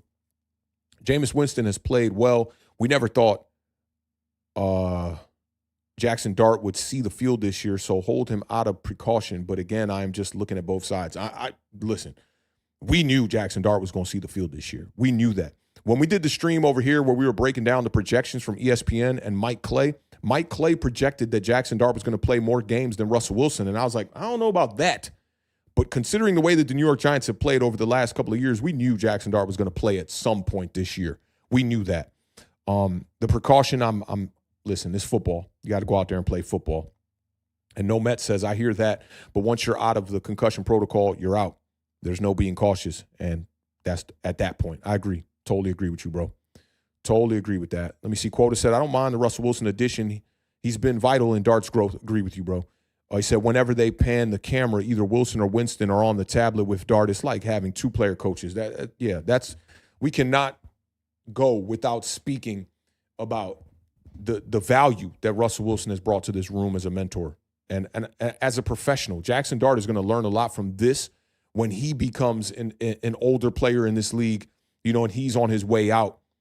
That information and that type of mentorship from Russell Wilson is definitely going to speak volumes. Holmes with Jay said, Thenick, how do you see Scat Pack's running game with Kafka? Any changes or improvements you think would happen? I mean, yeah, I expect, Scatterbo to be a better running back underneath Kafka, but I don't know if we're going to get to see that. But, just don't forget that Kafka was calling plays when Scat was healthy. So, my whole rule about Cam Scatterbo is, look, if you only got 6 men in the box, Scatterbo's going to get positive yardage. No doubt about it. That's just what it is. And let's see. We'll just take these two more here. H-Town said, without a real leader of men, a tide that rises all ships, this team will continue down the rabbit hole of failure. That's very well said, brother. Very well said. Genesis said, it's cool, B-Rog. We're all family here. That's a big fact, man. Yo, I encourage y'all. Disagree with each other. Do your thing, man. As long as we ain't on no bullshit over here, we good, But do your thing, bro. Like, we're here to have that kind of banter and be able to talk ball. And when I can't have that banter with somebody, when I see somebody like getting like, their panties, I don't even want to use that word because that's not even a good way to describe it. As a panties in a bunch ain't even it. But just being a straight up, like acting like a straight up hoe over a football take. Like, I got to cut you off, man. That's straight bullshit. Like, if I can't give you pushback on shit, I don't want to talk ball with you, straight up. No Met says, I expect the Giants to draft a running back 1 next draft or the draft after that. You might be on to something here. I don't expect it to be this upcoming draft because, they've spent 5th-round capital 2 years in a row. And then they also spent some money on Devin Singletary, who I doubt Devin Singletary is going to be on the team next year. But I wouldn't rule it out as going into the 2027 draft that they might draft a running back. If the running game doesn't click the way that they want it to this year, then I think that you'll probably be right. In 2027, we'll probably be drafting a running back. Gregory, shout out Gregory, man. A big win yesterday for your Dallas Cowboys, bro. That was major. He said, I just think a lot of fans are clueless. They judge quarterback unfairly. I go through this every day. No matter what Dak Prescott does, it's not enough, only because he doesn't have a Super Bowl ring. Yeah, when it comes to Dak, that's people's bias kicking in. Dak should always be in the top 10 conversation of quarterbacks. As long as he is in this league playing at the level he's been playing, he should always be a top 10 quarterback in this league. People judge the Dallas Cowboys quarterback differently. It's America's team. Not only is it America's team, They got a black quarterback running the show over there. And I'm not saying that this is necessarily the thinking of the majority of the NFL community, but there are definitely people that are looking at that a certain way that they're not going to give him his props.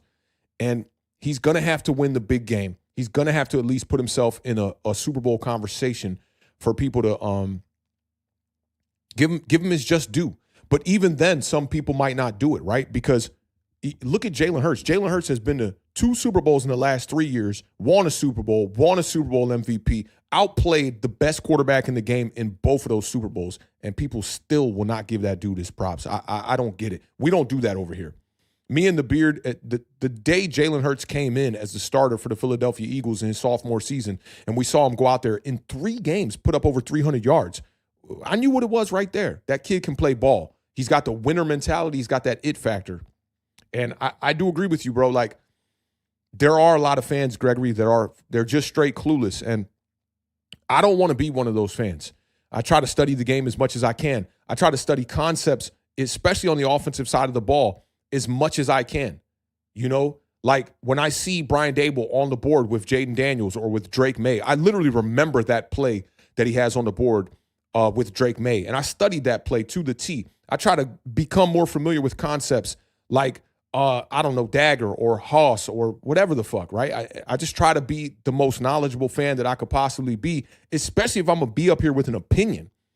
You know, a lot of people, you know, around me or on the internet, just in general, a lot of people will be like, yo, that dude is definitely argumentative, right? And yeah, there's a portion of me that is a little bit hard-headed, strong-minded, all of that, right? But one thing you never going to see me do is argue an opinion without supporting data and supporting facts behind it. If you cannot prove to me why your opinion it should trump mine, then I'm not gonna pivot off my opinion.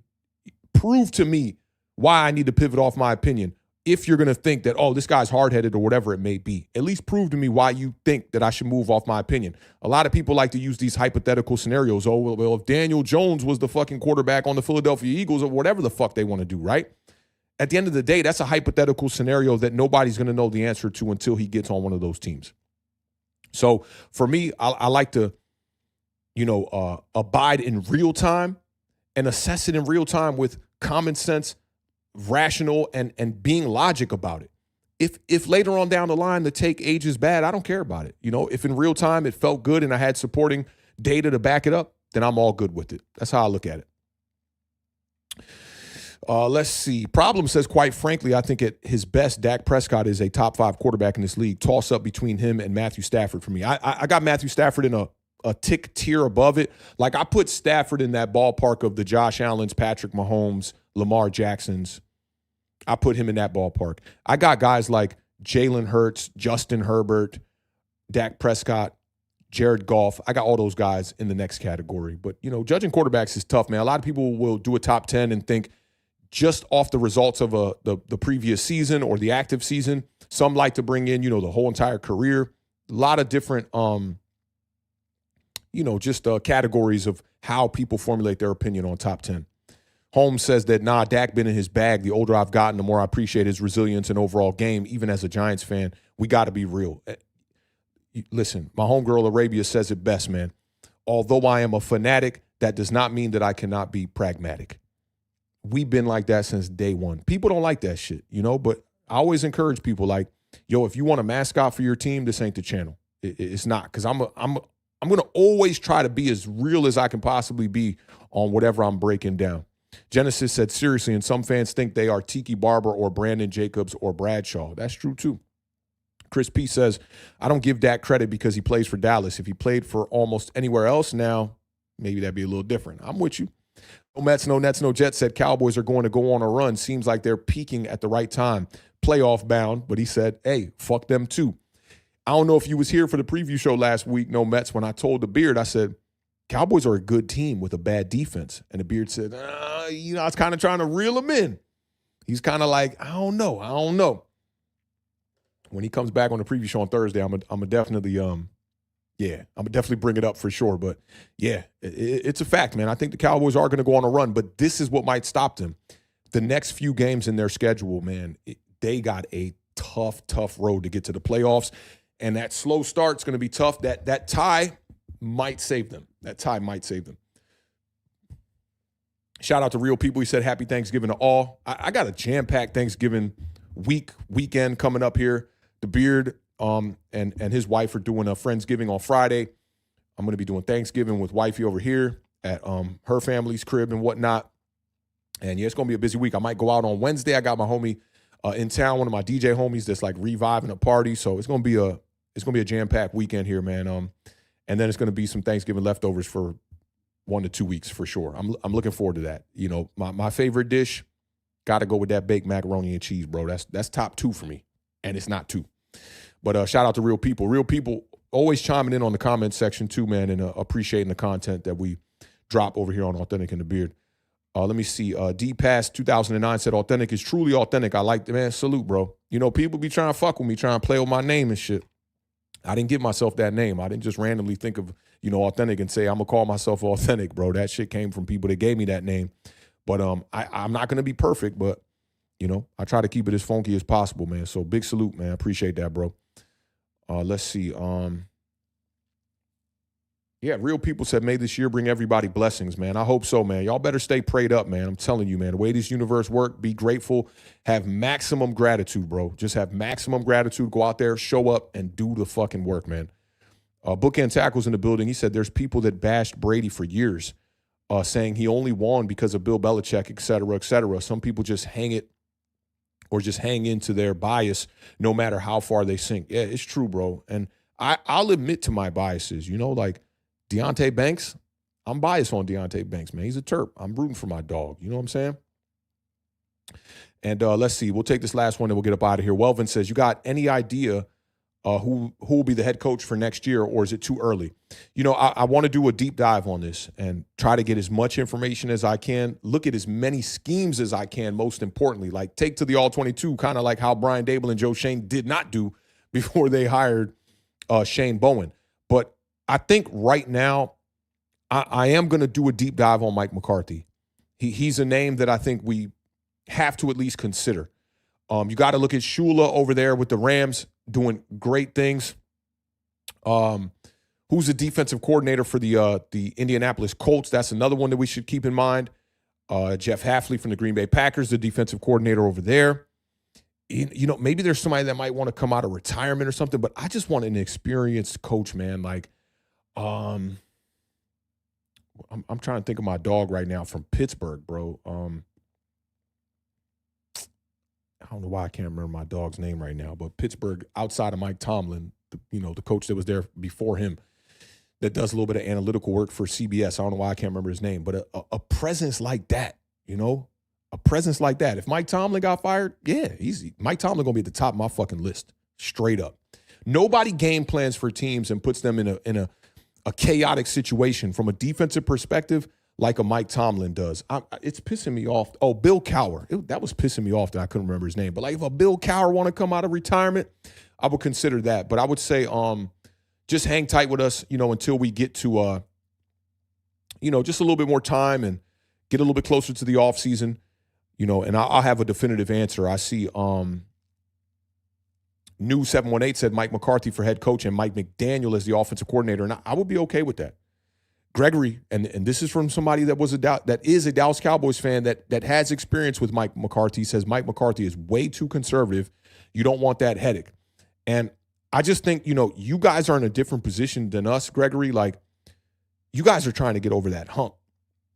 The Giants need a full fucking rebuild, man. Like, you know, and I'm not saying that, like, you have to get rid of all the players, but you have to take the leftovers, salvage them, and get this team back into just the right direction. And I don't know if Mike McCarthy could come in and be that guy that would take the Giants to the next Super Bowl or anything like that, but I do think that he would bring competency at the head coach position. So he's somebody that I'm definitely considering. And I see the chats coming in now helping me out with the Bill Cowher joint. Yeah, I don't know why it just popped in my head, man. Them names, bro, you know, the way that my medicinal situation is set up, you know, sometimes these names kind of get a little bit lost in the sauce here one time. But, yeah, and Real People broke it down here. We're just trying to win. we just want to win some games, man. We really just want to win some games. Abutta Rim said, thank you, Authentic. Gruden, AP for defensive coordinator.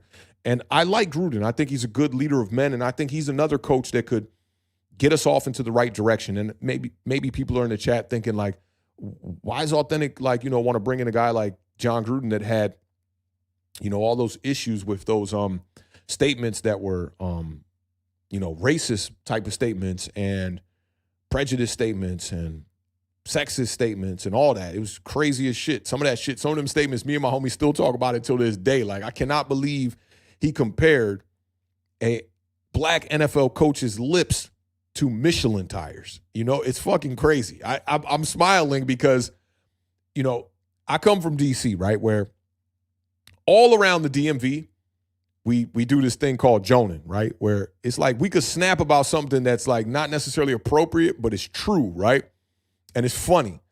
And that's a Joan for the fucking record books, bro. That's some crazy shit. Like, if I was the coach that he said that about, I literally would have laughed about it. Like, this motherfucker, he literally just said this dude's lips look like Michelin tires. But there's no room for that shit, right? But at the end of the day, I believe in second chances, man. Like, everybody does. Jameis Winston is a great example of second chances. He literally walks a life that is very admirable after the mistakes that he made. And sometimes it takes making those big mistakes to be able to, live a more positive life. So I do believe that John Gruden deserves a second chance for sure. Yeah, and real people said we all make mistakes in life. It's all about learning and not doing it again. It's facts, man. Like, I've said crazy shit all day long, bro. I've said a ton of crazy shit. The man I was at 30 might not even have been a man, to be honest. But the man I was at 30 is not the man you see today at 42. It's different. And the man I was at 30 was not the man you saw at 18, if you want to say you're a man at 18, So you got to learn from those mistakes. And, it's the people that continuously make the same mistakes and don't correct them are the people you got to watch out for sure. Let me see. Gregory said, thanks, Authentic. Another great show. Catch you next time. Everyone have a great day. Salute, Gregory. We appreciate you, man. You've been one of my day ones, bro. And best luck to your Cowboys. I'm like, I'll put it like this. I'm not rooting against y'all. I'm not one of those NFC East fans that when the Giants are playing, dog shit, dog water football, that I'm just like, I want to see everybody in the division lose games. I've never been like that, bro. I just want to see good football. And I won't be rooting for losses for the Dallas Cowboys. Go do your thing, man. I'd like to see Dak Prescott end his career on a bit of a high note. I'm not like typical football fans that, they hate people for liking the team and shit like that. I'm not like that. Is he good at his job or not? Most important. So, let me see. I thought I saw one more, but I think that's where we're going to end it. Yo, salute to everybody that pulled up today. We had some new family. We welcomed in some new folks, some new guests today, right? And we saw them pop in during the Wink Martindale news, and that's cool and whatnot. I'm a content creator that prides myself on, like, being very transparent, being extremely real. And honestly, as of late, I've been trying to get the fuck away from the gossip, right? Because I just, all too often around this community of the New York Giants community, is surrounded by gossip. And, this news that came out about me speaking to Wink Martindale that I posted on Twitter and whatnot, I'm sure it brought a lot of people to the stream today that were thinking like, I'm about to get the goods on this and all that shit, right? And that's not why I posted it. I just wanted to give you guys today more information about the situation, more information about the perspective of a defensive coordinator that in my eyes should still be here with New York if everything would have went the right way. So, just moving forward, y'all, my day ones already know this, man. We not in it for that kind of shit. We just trying to come up here and provide value. And I thought that the conversation with Wink Martindale and the comments about Andre Patterson, I thought those were just great details that I had to come up here and share with you guys. And I see Above the Rim saying we still need more firings. I pretty much agree with you on that for sure. y'all tripping in the chat. But yeah, man, I salute y'all for, in my perspective and in my opinion, real, recognize, and real. I know I got the most realest chat that there is on the entire internet when it comes to New York Giants football. I know that for a fact.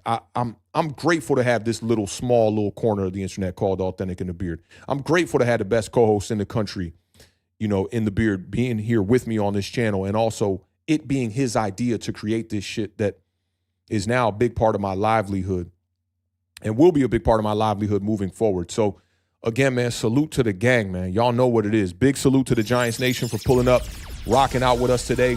Salute to all the content creators that are trying to put their best foot forward in another terrible fucking season, bro. Another one. Support these dudes, man. And for those of y'all that supported today and, supported us with your presence, supported us with super chats, all of that stuff. And I see a couple of more that I'm going to get to here because I didn't get to them when we were talking, and I think it's just one more. Yeah, it's just one more. Shout out to my dog, Danny Duds, who's been rocking out with us for a minute. He changed the profile picture. I like the brows right there. I represent for the thick eyebrow gang one time. Y'all know what it is. But Danny Duds said, should have told Hanlon old ass to retire already. We know about the PR with the New York Giants. We saw the situation with Bobby Skinner. Yeah, man, you know what it is. You know what it is. They're always watching. Understand that. They are always watching. Big shout out my dog, Danny Duds, one time with the last super chat to close out this probably one of my favorite shows of the year, rendition of the Giant Overreaction. Big shout out to my dog, Danny Duds. Good to see you in the building, man. It's been a little while, too. But, yeah, man, we can't do this without y'all. We could, but we really can't, if you know what I'm saying. So shout out to y'all. I try to show up for you guys, whether it be 200 or 2 million. I'm going to always be here on a Monday afternoon to be able to talk New York Giants football. And I respect that y'all understand that we're going to be here, and most importantly, that y'all show up. So salute to y'all, man. I appreciate y'all for today's conversation. And I just appreciate y'all for the support y'all have shown us over here over the last 7 years, man. Big salute to y'all. That shit means a lot. But y'all know how we end every stream. I might pop back up this week because we didn't do any Giant overreactions per se today, where we take statements from social media and talk about them here. We really just broke down the game. But if I don't get to catch y'all, as B-Rog said in the chat, man, happy Thanksgiving to all of y'all. Make sure you show gratitude. Be grateful for all these gifts that we got over here.